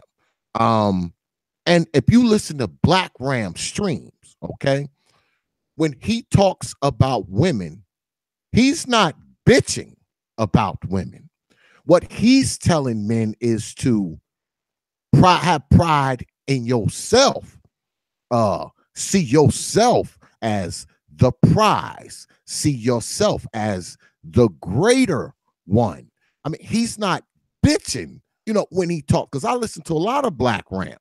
And when he do history, he's not bitching about women. He's not. He's just not. He's telling men to have pride in themselves, understand that you are the sack of gold. She's not. I mean, this is the shit. So when I think red pill, I think him. But I hear these other dudes, oh man, we're red pill. And I'm thinking to myself, no, the fuck you're not. I said, I know a red pill brother. Y'all ain't shit like him. You know what the problem is? There's two concepts going on that a lot of brothers, well, not just brothers, non-black guys too. I wrote an article on the Negro Manosphere about this. I said, the first thing that happens is you get exposed to what's known as red pill awareness, which means you discover some of the aspects of what I refer to as a woman's true nature. I talk about that on my own YouTube channel all the time, about women's true nature. Like, for example, one example of that would be, there's a lot of women in society who are what's known as sexually duplicitous.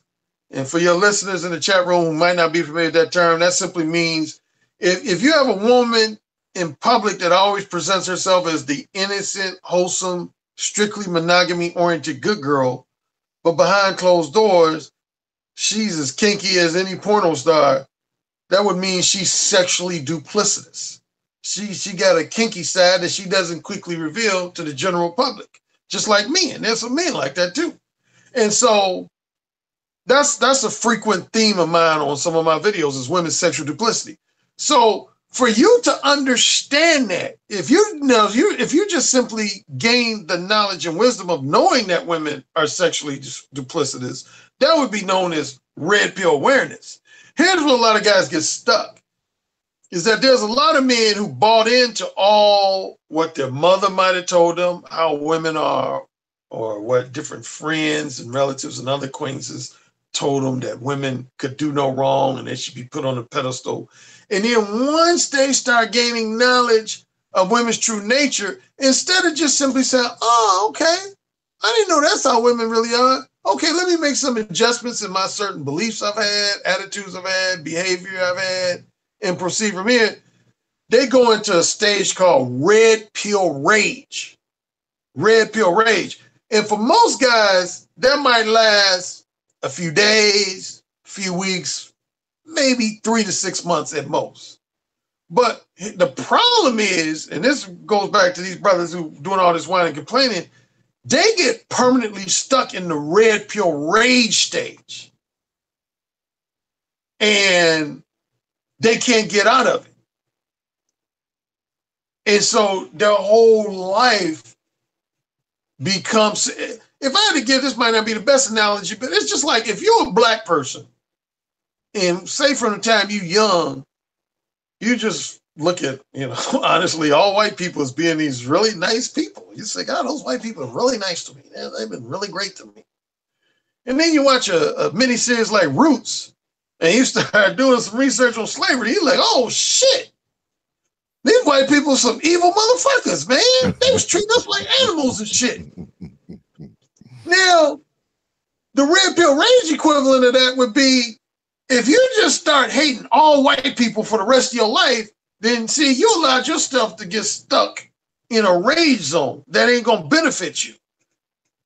But if you just acknowledge that, okay, there's some shit that went down with my ancestors that I didn't know about. Now that I'm cognizant of that, you know, I might make some adjustments in my beliefs, some adjustments in my attitudes, and some adjustments in my overall behavior. I will always be cognizant so that I don't make some mistakes that will lead me down the wrong path.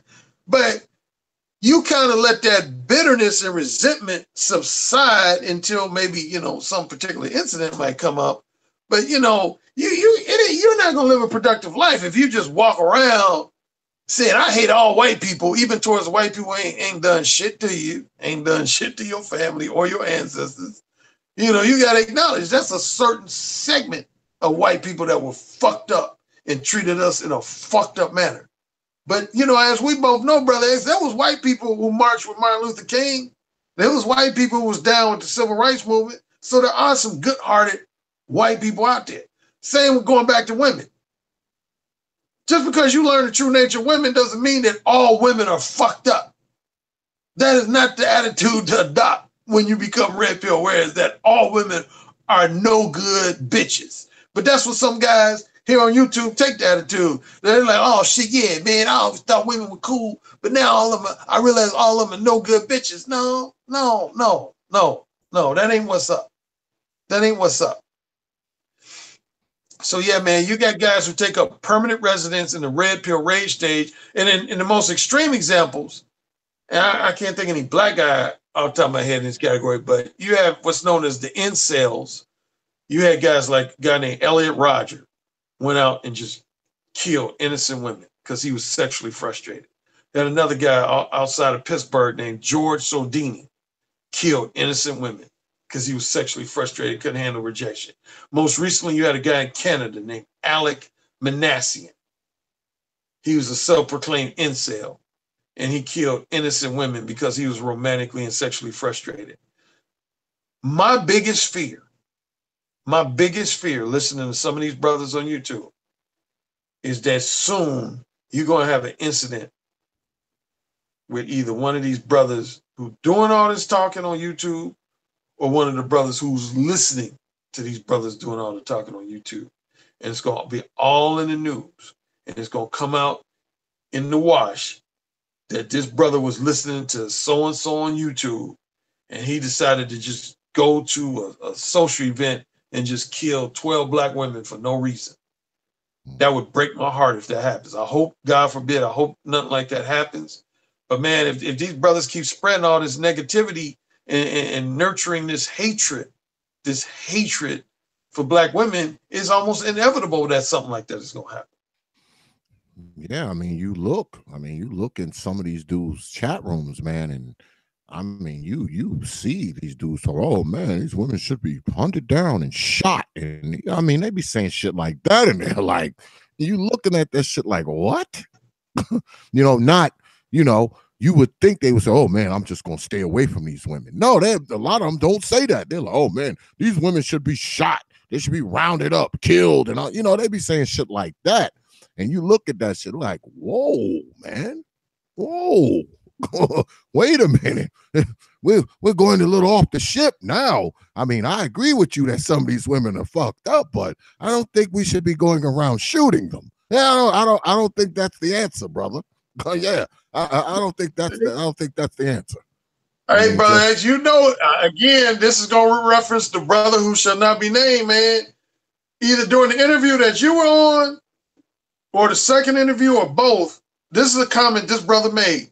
In his defense, he didn't specifically talk about murdering women, but he did make this comment. He said, women need to pay. They need to pay. There needs to come a day when women need to pay. I ask you, Brother X, What does that mean? Yeah. When you saying that emphatically that women need to pay, what are you saying when you say that? I mean, I don't like the tone of that, man. When you making this very emphatic statement that women must pay, women need to pay. To me, man, I'm sorry, man. That sounds at least semi-homicidal tendency type shit, man. Yeah. I mean, what else would you be talking about? But they need to pay for the. I don't think he's saying they need to pay for their own meals. I don't think he's saying they need to pay for their own dinners. When Yeah. you saying women need to pay, that disturbs me. I don't like to hear that shit. I think that a lot of these brothers have they've somewhat lost it, some of them. Not that I'm some psychologist or some shit like that, but I mean, if you were to, a lot of these dudes, man, if you were to walk up with them having a conversation with some of the shit that they're saying, you would be like, what? You know, you'd be like, what? Like, Mhm. what is this dude talking about?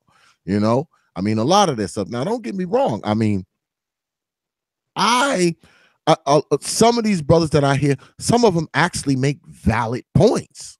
I mean, some of their points are actually valid. Then they have some points that are just crazy, and you have to stop listening to them. And see, they all go under the guise. This is my thing, because see, just like they will group people like you and I, you know, into a particular group because we don't follow their beliefs, their ideology, their damn pathology. They also try to group themselves with others who aren't necessarily like them. I reference my man BlackRam313. Mhm. Like I said, when I think red pill, I think BlackRam, because BlackRam's red pill philosophy is, you know, you're the prize, self-pride as a man, you know, understand women, you know, understand that, you know, you're the jewel, she's not. She needs you more than you need her. You know, I mean, that's kind of how BlackRam kind of comes off with his red pill philosophy. So then when you go down the dial a little bit and you start hearing dudes talking about shooting women and choking them and killing them and rounding them up and throwing them off of cliffs and shit like that, you're like, wait a minute, how the hell you gonna group yourself? How you gonna put yourself in the same category as one of these brothers? You know, and I think oftentimes what happens is when they sit back and they do that, they kind of put everybody under that umbrella. So if you looking to be a quote unquote red pill guy, you automatically think that listening to these particular so-called red pill guys is the way to go, as opposed, because if somebody came to me and say, yo man, I want to listen to some red pill stuff, I would point them to BlackRam. I mean, I would point them to a brother like BlackRam. I wouldn't point them to these freaking nimnod knuckleheads who be jumping back and forth on my page talking about they red pill. You know, I wouldn't point them in that direction, because I don't see them as, and I don't even label myself as a red pill person. You know, I just label myself as a man who's, you know, circumnavigating his way through this world. You know, but if someone came to me and said, yo, man, you know, who's the red pill guy? I wouldn't point them in their direction, man. I would point them to like my man shit. You know, that's what I would do, because, you know, I know he ain't down on his channel talking about chasing women down and choking them and throwing them off of cliffs and shit like that. He's not doing that. He's trying to teach you he's telling you how to be a better man, you know, how to look at yourself with more pride and more respect, you know, and hold yourself up high and understand the tricks and the games and shit that women play, so you can circumnavigate your way through that shit. You know, he's not telling you to go take somebody and shoot them and throw them in the river. You know, he's not telling you that shit. But these dudes are. This is the shit they're telling people. You know, so I mean, and I think there's an element of danger to that. You know, and like I said, they on their channel, they got a right to do whatever they want to do. But I just believe that there's an element of danger to it, and I would suggest that for the people who follow them Okay. I mean, proceed with caution, man, and don't try to get too wrapped up in it. Don't get too wrapped up in it, because before you know it, you find yourself wrapped up in that shit. Because see, you may encounter a situation that's totally different than what the hell they talking about, but because you done fed into that bullshit so much, man, you won't even know how to act, man. You won't even know how to act. You won't, because you done fed into that BS so much, you won't even know how to act when something does come your way, man.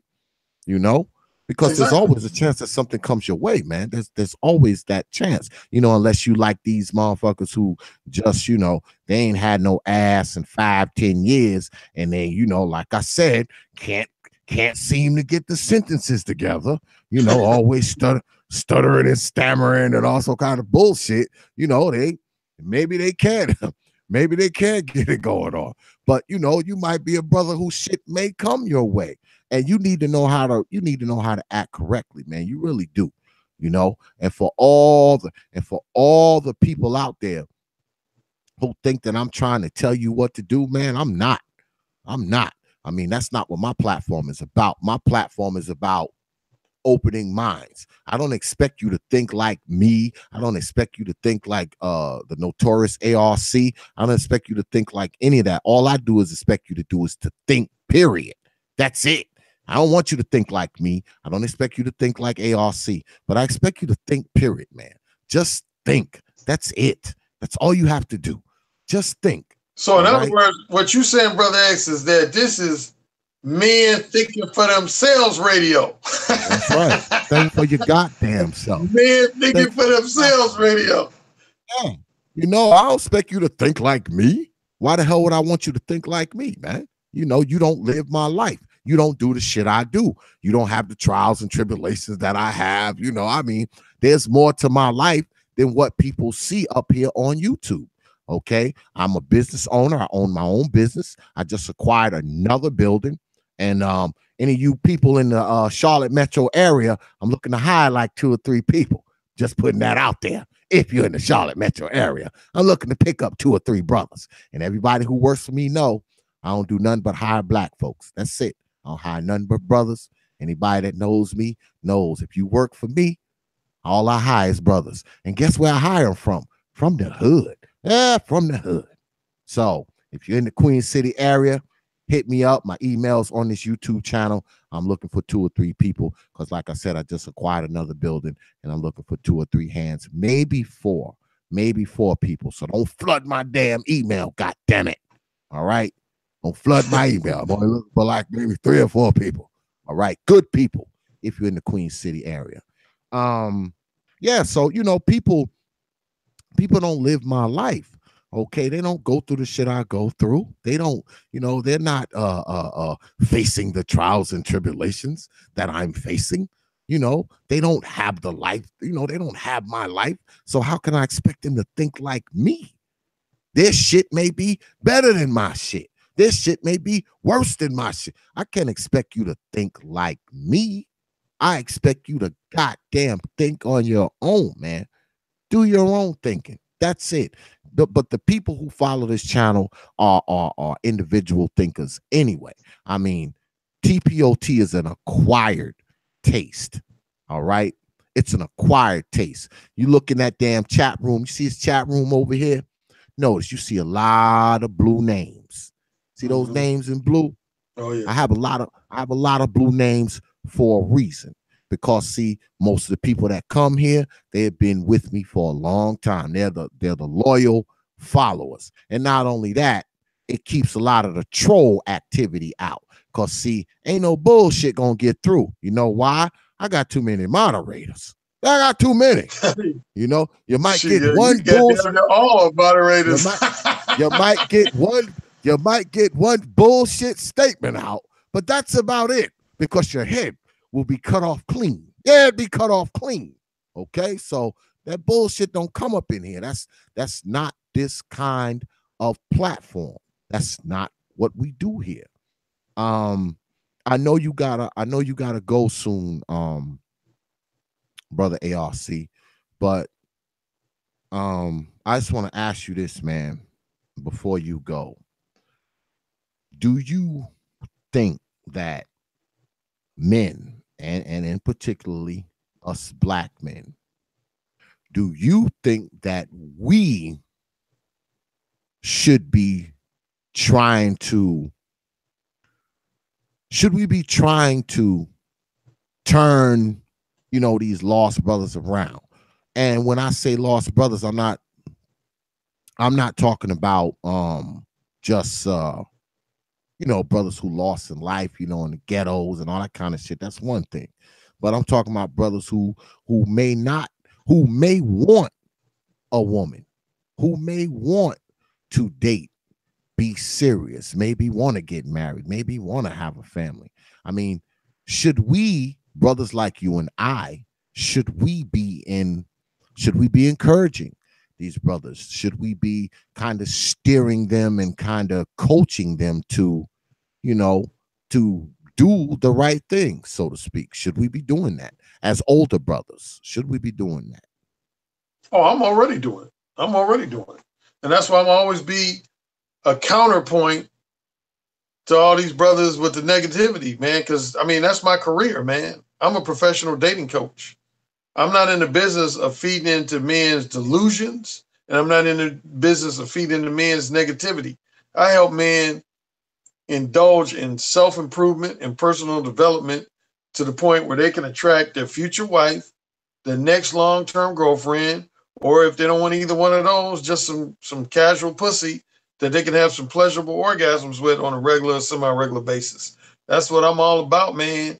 So for all those voices out there that are preaching all the negative shit and basically saying, stay away from women, I'm going to be the voice that says, no. There's some quality women out there. There's some women who want quality male companionship. There's some women who want some dick. Women get horny too. They just as horny, if not hornier than men. If these men didn't have so much negativity, they would be able to realize that. I'm telling you, man, there's women out here who want to fuck every day, twice a day. But these men can't see that because they too busy bitching. So yeah, man, I'm all about, and that's what I was talking about, those impressionable young minds, man. I don't want these impressionable young guys, and particularly impressionable young brothers, listening to these negative motherfuckers talking about men going their own way and you need to ignore sisters for the rest of your life. No, man. Having a healthy sex life helps keep your sanity so that you won't be on a podcast saying, stop.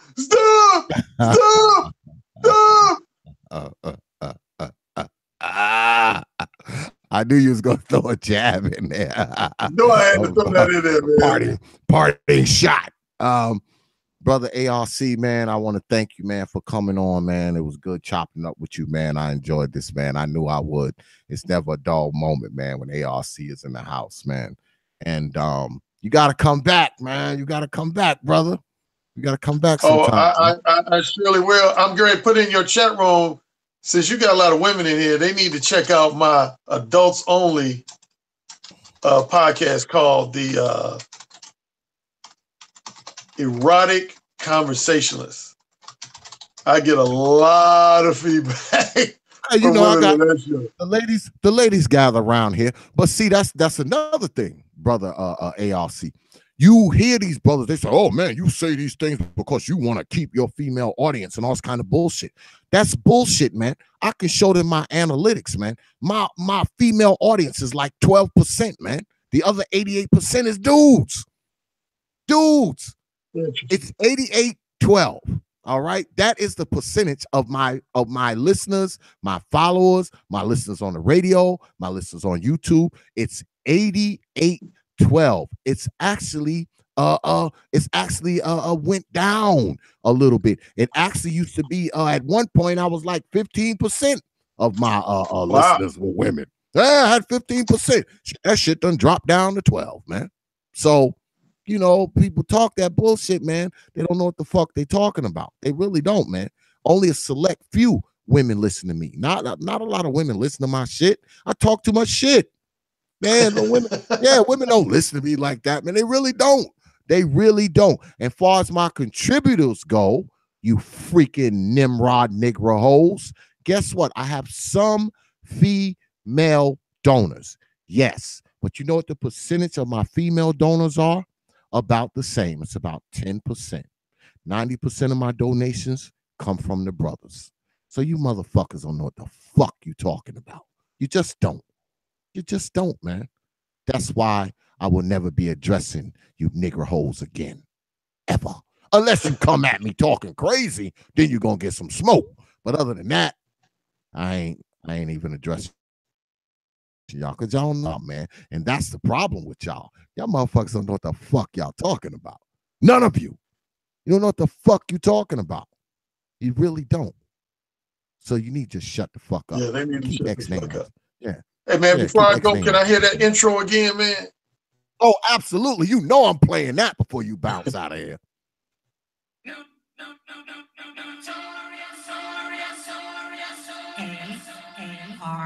A.R.C. If you want, I can send it to you, man. Yeah, man. Send that shit to me, man. I like that. Yeah, that's man. some smooth I will shit. send it to you. I'll send it to you, man. I will send it to you. Brother A.R.C, man, I appreciate you coming on tonight, man. This was big, man. I had a lot of fun, man. We talk a lot of shit. You got to come back, brother. You got to come through. Thank you, man. I appreciate you having me. And yeah, for those who want to find out more about me, you can just Google my name. A lot of stuff will come up. I'm on Wikipedia. I got ebooks and paperbacks on Amazon.com. I got audiobooks on Audible.com, which is the audiobook division of Amazon. I just mentioned I got a podcast show that predominantly listened to by women called The Erotic Conversationalist. And I got my own YouTube channel under author Alan Roger Currie. I don't do all that, man. Like, I know some brothers like yourself, y'all be churning them out. I probably do an average of maybe like 2 videos a week. Sometimes I do more, sometimes I do less, but that's probably my average. And yeah, man. So yeah, man, it was real cool being on here, man. We got to cover a lot of ground. And yeah, man, I'll come back and chop it up with you. Yeah, I respect what you do, man. Y'all need to get on down there, man, and subscribe to the brother channel, man. I mean, I'm subscribed to it. You know, I'm subscribed to his shit. Been subscribed for a minute, too. I appreciate that. I appreciate that. Subscribe for a minute. So y'all need to get on down there. Subscribe to the brother channel, man. Because quite frankly, man, the Notorious A.R.C is probably one of the realest dudes on YouTube. And that's just a fact. Ain't no ifs, ands, or buts about that, man. Ain't no ifs, ands, or buts about that. All right. I appreciate that, brother. Get on down there. Get on down there and subscribe to the brother's channel. All right. Because you'll see my black ass down there from time to time. All right. So, yo, brother A.R.C, man, it was good, man, having you on, man. I appreciate you spending some time with us, brother. I do. Hey, pleasure was all mine. Chat room, it was enjoyable. You I'm not used to a chat room giving me nothing but love and respect and kudos. That was super cool to be over here and have y'all do that, because I'm used to at least a small percentage of haters in the chat room. But this chat has been extra cool. Yeah, don't go down like that, man. Over here, man, on the old T.P.O.T family, man. We won't go to that bullshit, man. Now, dare I say it, Brother X, these women in this chat room must be unicorns. That's right. That's right. That's right. That's right, man. That's right. They know it. They know it, man. They know it. They know it. But yeah, man, I appreciate you coming through, man. I do, man. One of my mods, if y'all would be so kind, man, to go ahead and put brother A.R.C channel up in the chat, man, just in case people too damn lazy to go look it up. Go ahead and put A.R.C's channel in the chat, y'all, if you would be so kind. All right, get on down there and subscribe to the brother. Show him some love. All right. Yo, brother A.R.C, man, peace, man. I appreciate you, brother, man. Hey, man, much love and respect to you, brother X, man. Continued success to you. Yeah, thank you, brother. From you, man. I appreciate that, man. I'm humbled, man. I'm going to send you that track. Probably won't be tonight, but I'm going to send it to you. All right? Oh, I look forward to it. I look forward to it, brother. I will be sending it, though. Here, let me play it one more time before you cut out. One more time. Like I said.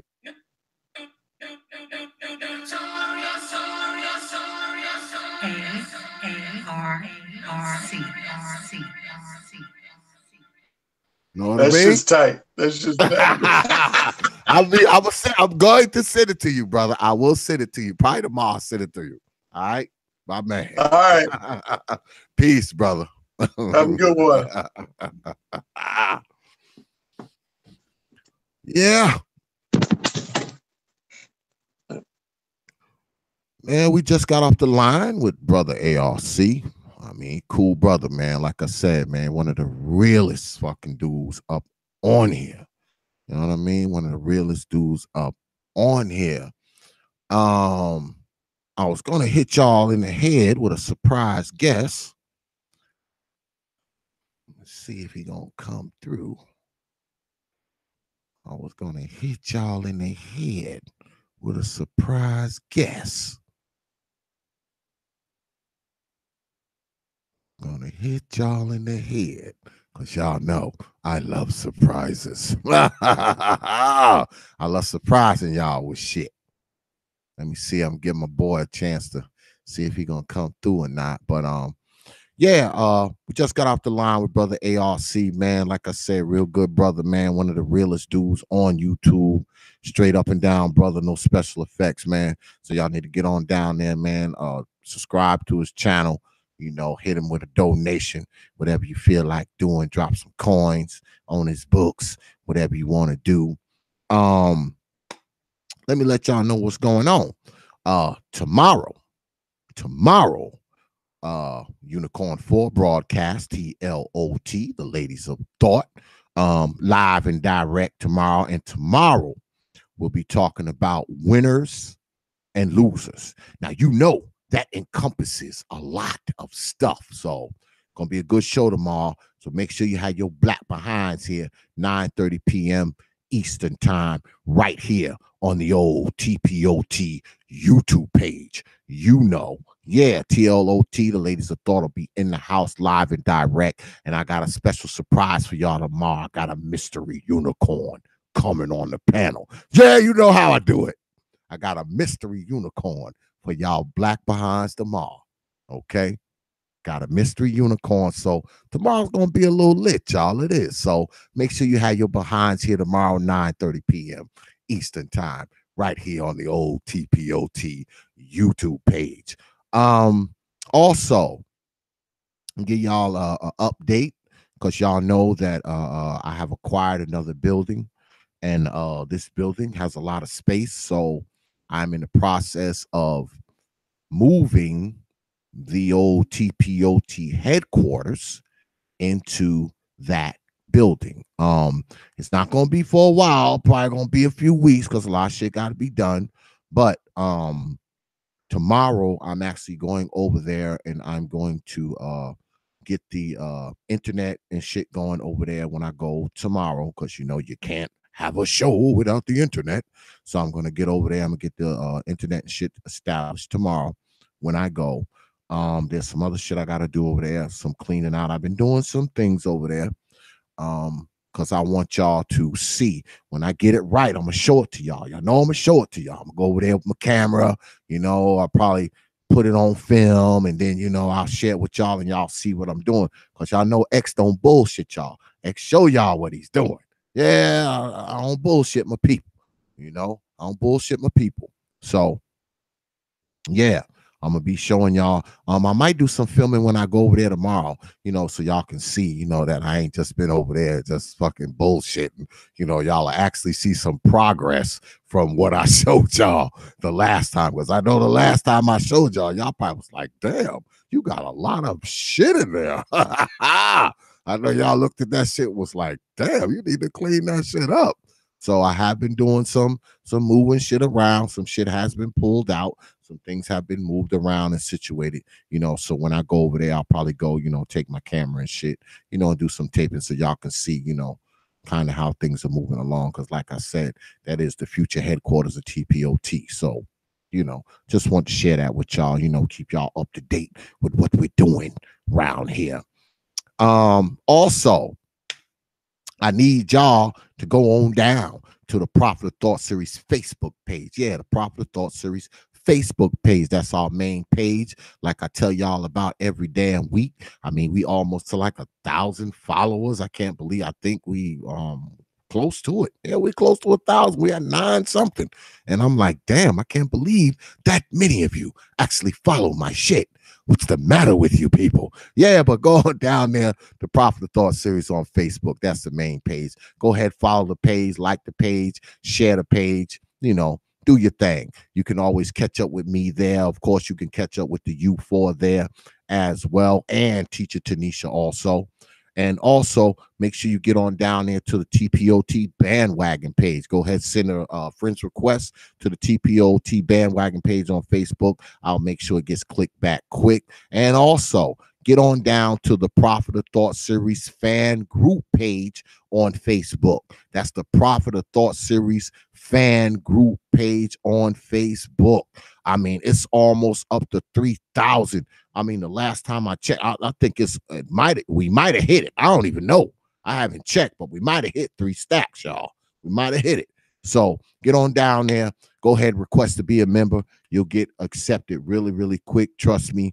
There's always some good stuff on there. It's not just my stuff. It's other people that's in the group. They post shit on there too. So you ain't always got to listen to old X bump his gums. You got other people down there bumping their gums too. So get on down there and request to be a member of the Proper Thought Series fan group page. Become one of the 3,000.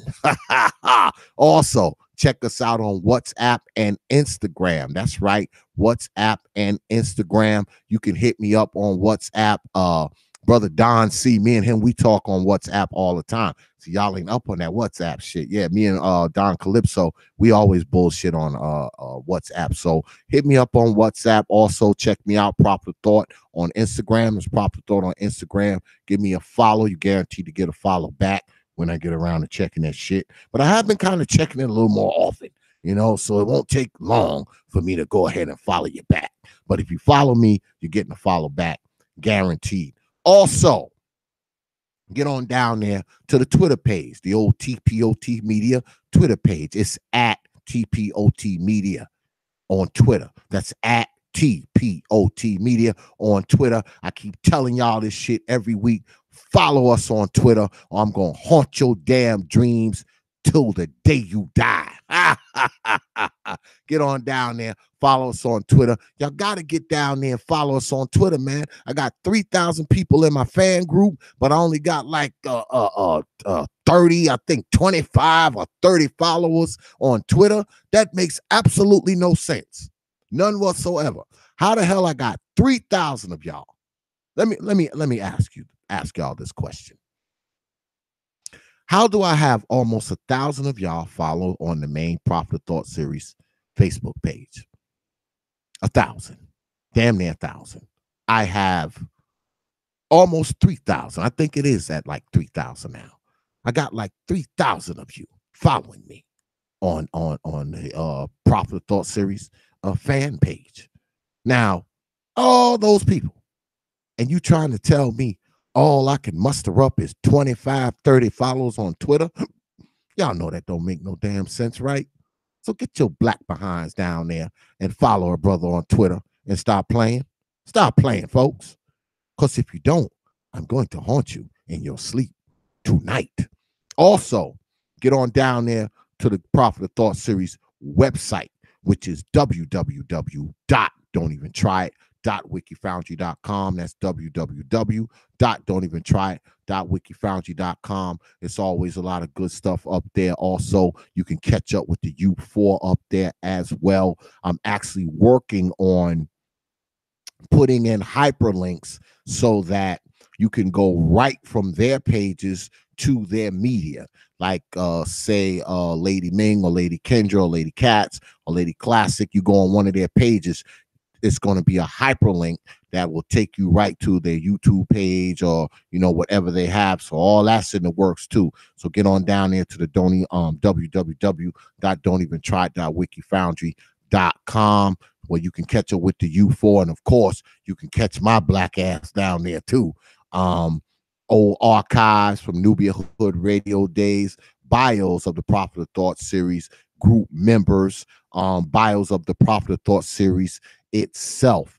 And also coming to TPOT is Teacher Tanisha's online store. That should be up there. I'm thinking this weekend, next weekend, the latest. There's still some bumps and grinds we got to bang out, but y'all gonna have to get up there and check out Teacher Tanisha's online store. She sells a lot of good stuff. I mean, teachers on the grind like crazy. I mean, she sells all kinds of shit. Y'all can't believe the shit this girl got. But yeah, that's coming soon too, because she sells jewelry, bracelets, soap. I mean, all kinds of stuff. Socks, hats, all kinds of stuff, man. The earrings, stones, necklaces, copper jewelry, beads. She sell all kinds of shit. Like too much shit to list, y'all. Too much. So you're gonna have to get on you're gonna have to get on up on the website to see all the shit she got. And that should be up pretty soon. So keep your eyes open for that. It's called Water and Wind. Her online store is called Water and Wind, and you can actually email Teacher Tanisha now through Gmail, the spirits of water and wind at gmail.com. The spirits of water and wind at gmail.com. If you want to email her and try to, buy some of those thousands of goddamn things she got. It's just too much. It's too much to mention, y'all. It just is. It's too much shit. But it's going to be on the site soon. So be on the lookout for that. And also make sure when you're on the site, if you get a chance, stop by a tribute to the fallen carousel. All right. I've been getting a lot of pictures lately.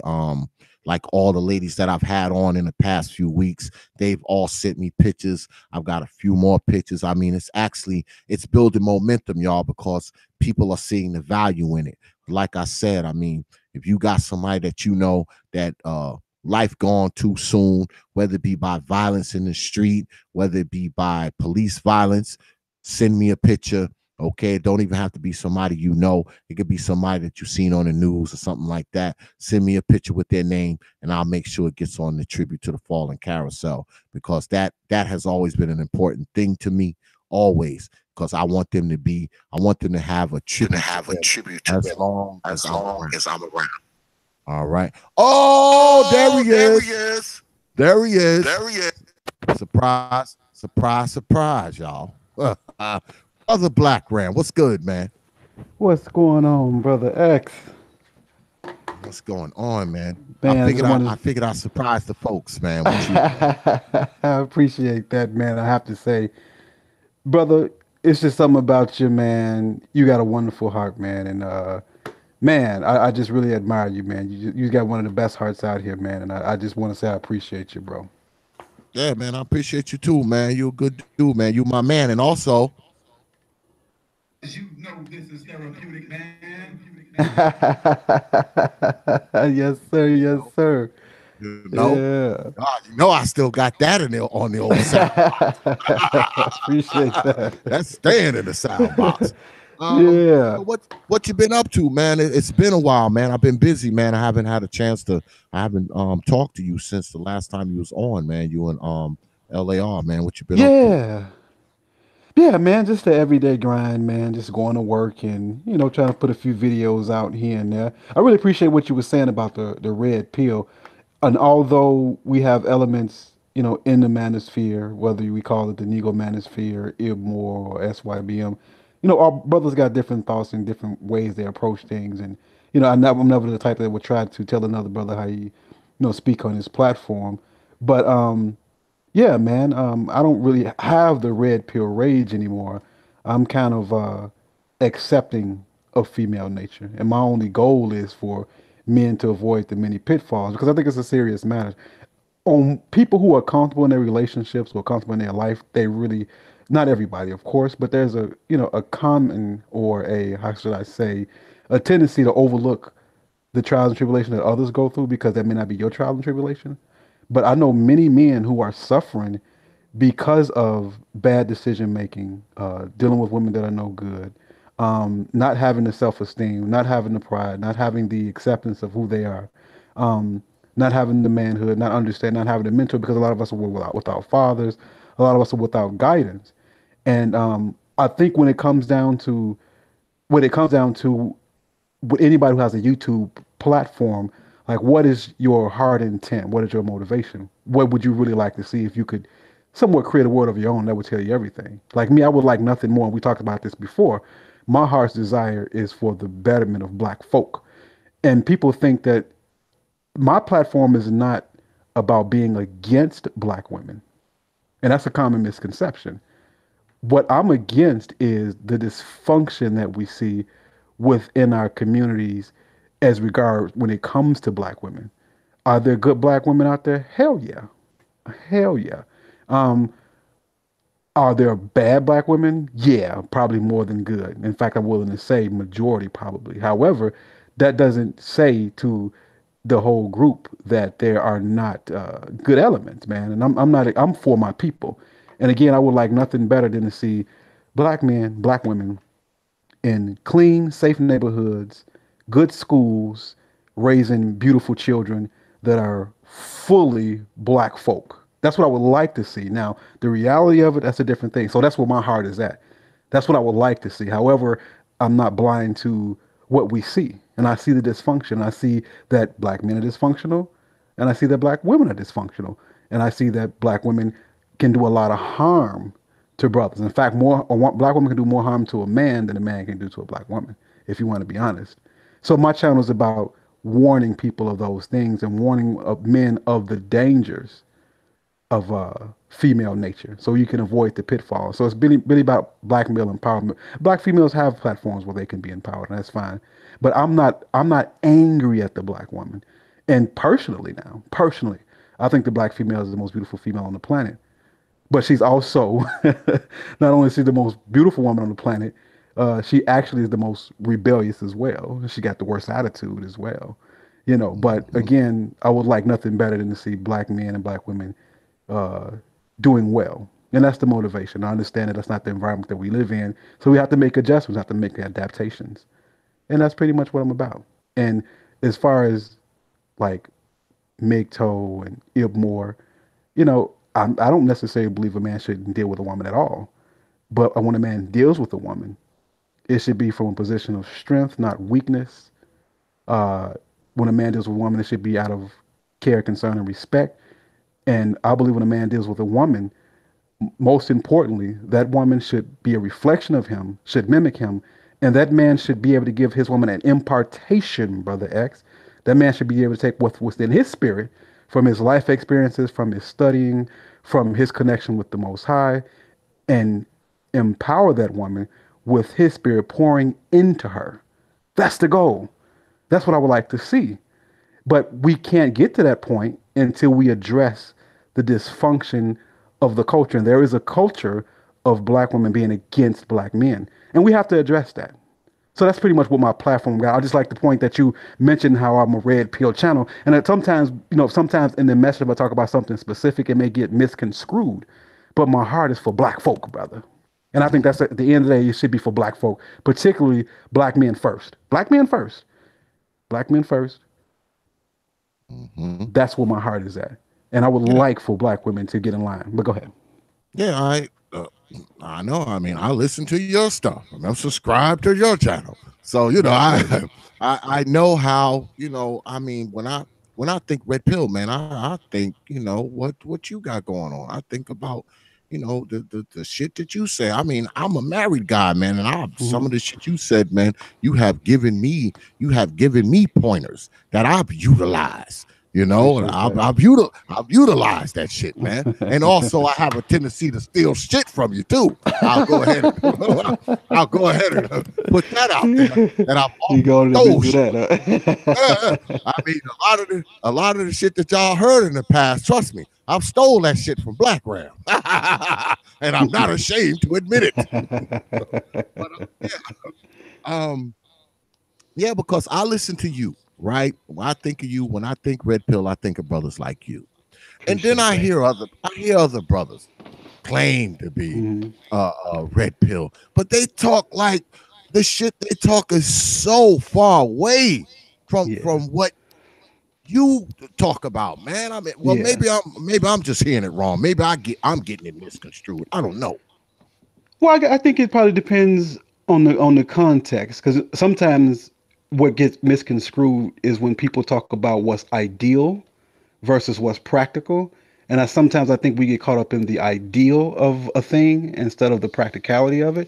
I can't really speak what's in the mind of other brothers, but I know a lot of things that I say get misconstrued greatly.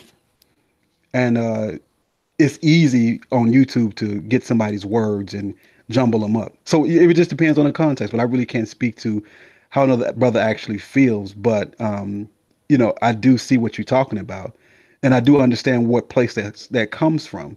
But it just depends on where a person is at with their spirituality and where they come with their mindset. So, for instance, I get accused of being, how can I say it? What's a word that I can use? Not pessimistic, but kind of a, how can I say it?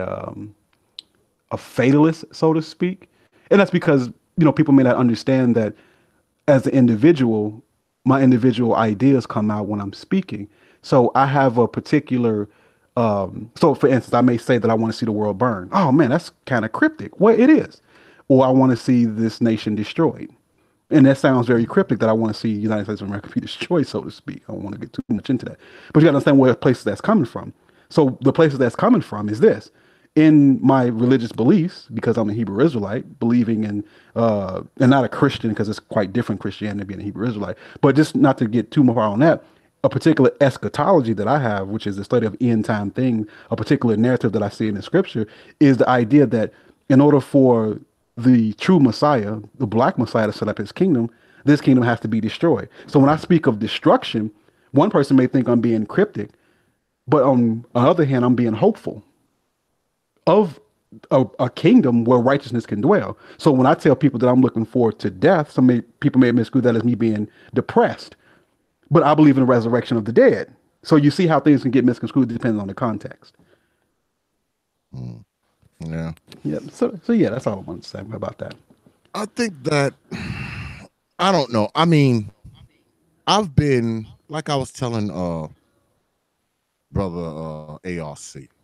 I've been in media for a while, and I've probably been in media longer than most of these dudes. Just like I talked about brother ARC. I mean, that man's been in entertainment and media and shit for a Oh long yeah, time, man. Since man. like the I was 80s following and shit. ARC even before he came to YouTube. Yeah, I mean that man's been around the block, man, and Oh then yeah, some. for Man. He's sure. been around many blocks, Oh and yeah. I look at some of these brothers that are on YouTube. I know that I've been in media longer than they have because I used to be a radio guy. I had a radio talk show for years.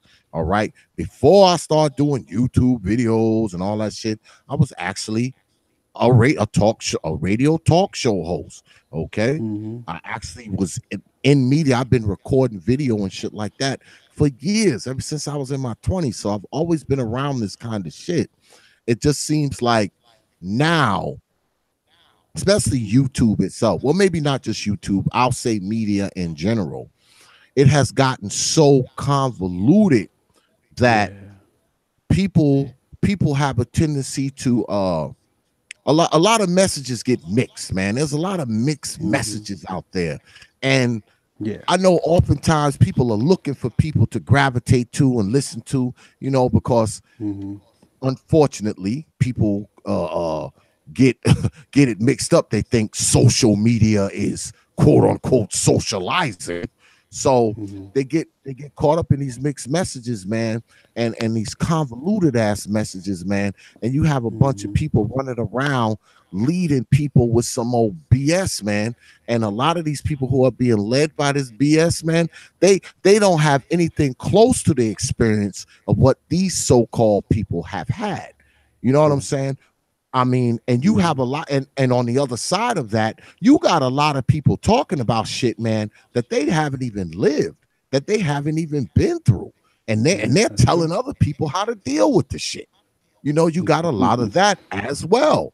I mean, Yeah. I don't talk, True. man. Let me tell you something. I don't tell people about shit that I haven't experienced myself and don't have no Hmm. knowledge of.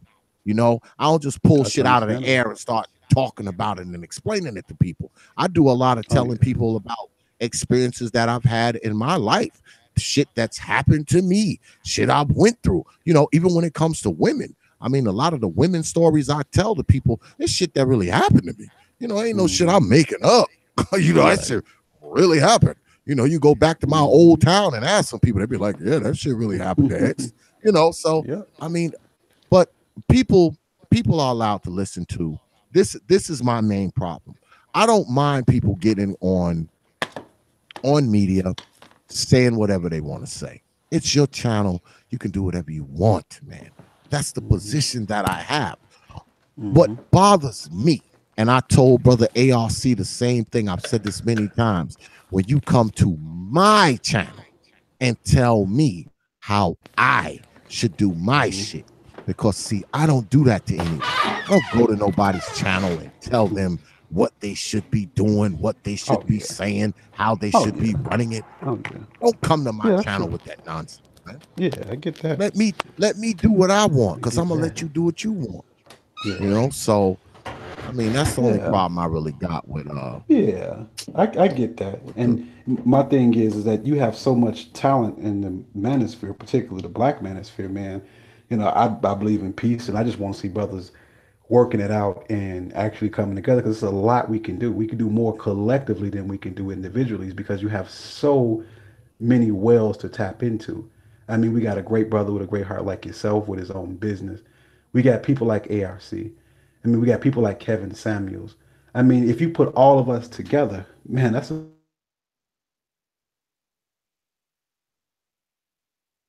oh shit, did we lose Black Ram? Damn it.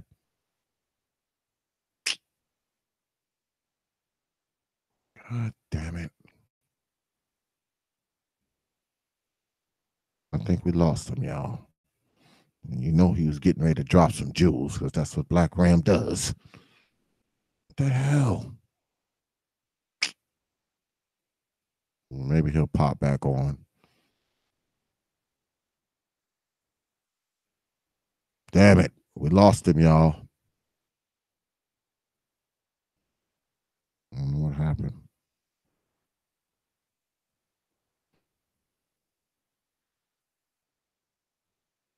Maybe it's me. Check my damn audio.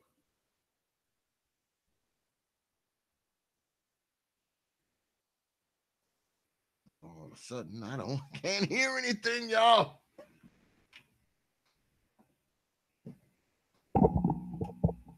Okay, audio's being picked up. Can y'all hear me out there? Press one if y'all can hear me. Can y'all hear Can me? y'all hear me? Yeah, I'm back, brother X. I don't know what the I hell's don't know going what the on with hell's my going on audio. with my audio. Can you hear me, bro? Can you hear me, bro? Yeah, I can hear you. I can hear you now. I ain't got no sound coming through my damn earphones for some reason. Oh yeah, I lost the connection. Can you hear me? It's insane. What the hell? See if I change jacks. I can hear you, brother, loud and clear. I don't know what the hell just happened. Can you hear me, Damn, bro? earphones blew up. just blew up just now. Maybe my earphones just blew up. I don't know. But yeah, I can hear you though. Oh, I okay. can hear y'all not getting feedback, right? Because the computer mic kicked the computer speaker kicked in. Y'all not getting feedback, right? Are you getting feedback? No, I'm loud and clear. Let Okay, me yeah, see. because I can hear you. I can hear you. Oh, okay.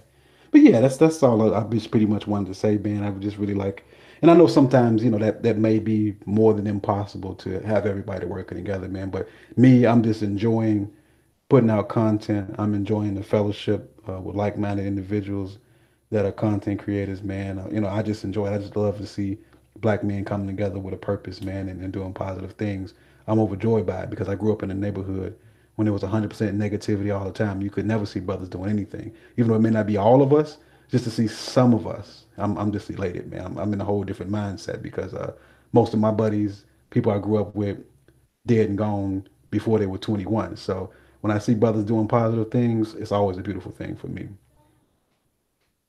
Yeah, man. I mean, I actually, when I started YouTube, I started doing YouTube while I was still in the booth. You know, I was still in the booth, and like I tell everybody the same old story. I know people who follow me, they've heard it a million times, but I'm gonna tell it again, y'all. Um, I was in the booth and the radio station, they had they had a YouTube presence. They had for the station. So I said, hey, I might as well go ahead because I've only been on YouTube since I think 2015. Yeah, I've been on YouTube since I think 2015, 2016, somewhere in there. I'm not sure, but Mhm. only since like 2015. So I never really had, a YouTube presence until then. And I only Mhm. picked up the YouTube presence because, the radio station itself had a YouTube presence and, they was putting my stuff on their channel. So I was like, Uh-huh. wait a minute, I could be taking my own shit and put it on my own, Mhm. on my own damn channel because they were Mhm. taking my stuff and putting it on there. So, I mean, but one thing I decided to do when I decided to go to YouTube, I always thought that I would get on YouTube and tell people shit, to open their minds, not so much change people's minds, but have people think, man, and have people open their minds, good, bad, or indifferent, just have people think. Because I knew Mhm. my black ass isn't perfect, so I'm not in a position to tell people, oh, do this, do that. I'm not really in that position to do that. But what I am in a position to do is I can bring brothers like you on, brothers like A.R.C on, sisters like Sister Ali on. I knew that I could do that Mhm. because I had did it on the radio. Bringing Mhm. certain personalities on and just have them talk and maybe drop some jewels and maybe something would help somebody. Help them Mhm. with a relationship. Teach them to stay in school. Keep some 13-year-old girl from getting pregnant. Keep some brother out of jail. To save someone's life. That was always the Mhm. mantra for me, and it has remained that way. Now, don't get me Mhm. wrong, I have my moments, boy. You go through my archives, I'll be going in. Yeah, I'll go in. But that's not the Mhm. that's not the nucleus of my channel. Well, you know Yeah. that. I mean, you Oh, you absolutely. you deal with me, brother Black Ram. You know what I'm about, man. Oh, yeah, I'm not about definitely. all the, you know, I'm not about all the beefing and the going back Oh, and yeah. You forth, and you about that's bringing not brothers really together. me. You ain't, yeah, you ain't about division. You Yeah, about I bringing brothers mean, together. But that's yeah. kind of where where I'm at. That's Mhm. kind of where I'm at. I never wanted to be involved with the beefs and the this and the that, man, and the confusion and the antagonism. I mean, I tried to remain cool with many brothers. I'm aligned with Mhm. many brothers. Yeah, I All know right. it. I'm aligned I with seen it. brothers like you. I'm aligned with brothers like Kevin Samuels, brother Mhm. Valdez, the master teacher. I mean, I'm aligned with quite a few Mhm. brothers, LAR, ARC. I Mhm. mean, I'm aligned with quite a few brothers. So I've Mhm. never tried to get involved with the beef. But a lot of times you find yourself drawn into the shit, man, because people will draw you into it. They'll draw Yeah, they you will. into it, man. True. Yeah, they'll draw you into it, man. Definitely They draw just you do. in. Yeah. But I'm committed. Yeah. I'm committed. And I Mhm. told my audience, all right, I told my audience last week, and I told them the week before that from now on, man, I mean T.P.O.T, we back to business, man. We back to, bringing shows like this, man, and the part of the arm of my show, TLOT, the ladies of thought, Mhm. we back to business, man. We now somebody come at me now. You come at me, that's different. Yeah, that's different. Come The at the rules bulls, you get change. the horns. But long as you ain't coming after me personally or nothing like that, Mhm. go ahead, man. Do your thing. Yeah. Just let X do his. That's all I Yeah. ask. Just let X do his because Yeah. I'm I gonna mean, let you do yours, man. That's not a right. lot to ask. Yep. And I'm It's gonna say this not. before I, yep. And I'm gonna say this before I jump off. And I think I mentioned this even on the old man's podcast. I think disagreements can be good as long as it's constructive. Uh, Debates are good as long as it's constructive, but it's not constructive, of course, if at the end of the day you part as enemies and not friends. I think we should dialogue, and I think men, as a man, like you was mentioning earlier, you shouldn't have to require me to agree with everything that you say. And I have the same problem with some of my brothers that, they would expect me to agree with everything that they're thinking. And that's feminine. Get your woman to agree with everything you're saying. I'm a man. I'm gonna stand on my own, by my own experiences, by my own research, and live by my own code. Where we can relate, we relate. Where we can collaborate, we collaborate. At the end of the day, I'm gonna go home to my kingdom, because I believe every man should have his own kingdom. And you go home to your kingdom and you live in your world to where you want to. When we come together and collaborate, let that be. Let men be men. Let men run their house the way they want to run their house and conduct their life. It's just basic, simple stuff, man. And we don't need to step on each other's toes. What we can build, we can build. When we have our disagreements, if it's too much of a fundamental disagreement, then we just, hey, we agree to disagree, brother, and I wish you peace, you wish me peace. Because that's what I expect of intelligent, civilized man. You know, that's the duty of a civilized man, to be civil, right? So that's what I expect. I mean, it just hurts me not to see that as much as I would like to reflect it in the manosphere. But at the end of the day, I respect everybody, and I admire everybody's talent. So I can't beef with nobody. I probably wouldn't even, not that I'm a coward or anything, I probably wouldn't even say anything back to anybody, because you your own man, I'm my own man. What you're gonna say is not gonna change who I am, and vice versa. So, I believe in peace, man. I know sometimes it's not possible to always be peaceable, man, but I just think that we have so much to offer, man. It's just, kind of disappointing not to see all of us working together as a collective. But maybe that, I'm a hopeless romantic. I would like to see. I know it's not possible, brother X. I would like to see a black utopia. That's what my heart is at. But I understand the conditions we live in, man. You know.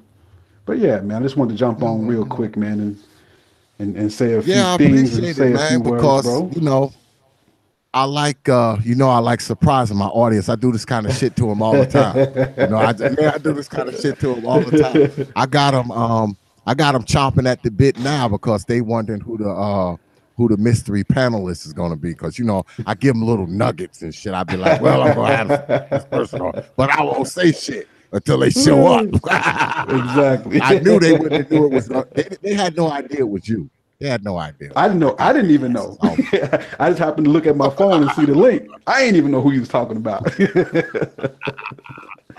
So you got me too. But I appreciate you, man. I appreciate you jumping on, man. You my man. Appreciate that, brother. I'm gonna come down there, man, on one of your live streams one day, man. Talk some shit. You know what? I got some. I got something I want to work on. I would like your input, man. So the next time I have one, I will definitely try to send you a link to get you on there, man, and try to collaborate with something. Yeah, man, hit me up, man. Anytime you want me down in BlackRam313 land, just let me know, man. I'll come down there talking shit and make all your subscribers angry. You know you my man. That'll work. And before you go, yes, sir. Before you go, yes, sir. You know this is therapeutic, man. All right. Yes, sir. Yes, sir. Appreciate man. that, Everybody, bro. You my man. Peace, Likewise, brother, man. bro. I appreciate you jumping on, man. No problem, bro. Just out of nowhere. I appreciate it. Sir. Peace, brother. All right, bro. Talk to you later. All right. All right. Yep. Just got off the line with Brother Black Ram. A little surprise for y'all. Out of nowhere, because y'all know that's what I do. I surprise y'all with shit out of the blue. Never give you any warning. I do that a lot. I do that a lot. That's my man right there, man. Brother Black Ram, man. I got a lot of respect for that brother, man. And yeah, I have stole some ideas. I've stole some ideas from the brother. He knows it. Yeah, he knows it. Yeah, man. He's a good brother too, man. He's a good brother, man. And y'all need to get on down there and subscribe to Brother Black Ram channel. Y'all really do. I need to get on down there, because if you want some nuggets, you want to hear some red pill nuggets, that's the place you're going to hear. Yeah, that's the place you're going to hear. If you want to hear some red pill nuggets, that's the place to hear them. Okay? That's the place to hear them. I'm just telling you. I mean, there it is. Doesn't get any simpler than that. You want them red pill jewels? Get on down there to BlackRam313's YouTube channel, man, so you can hear them. We about to cut out. I usually give y'all my closing spiel, where I tell you about the Facebook page and what we're doing tomorrow and all that kind of stuff. But I already did that, so I don't have to do it again. But make sure you have your black behinds here tomorrow. 9:30 p.m. Eastern Time for the T.P.O.T Unicorn 4 broadcast. Like I said before, we will be talking about winners and losers. I like to thank everybody for coming out tonight. I like to thank my moderators, always up in the chat room doing what they supposed to do. Also, I like to thank you for watching and coming and spending some time with us. I also want to thank the Notorious A.R.C for coming through and my boy BlackRam313 as well. So, with that, I will leave you with 3 words. Like I'll always do, open your minds. And we are out of here, y'all. The Prophet of Thought series.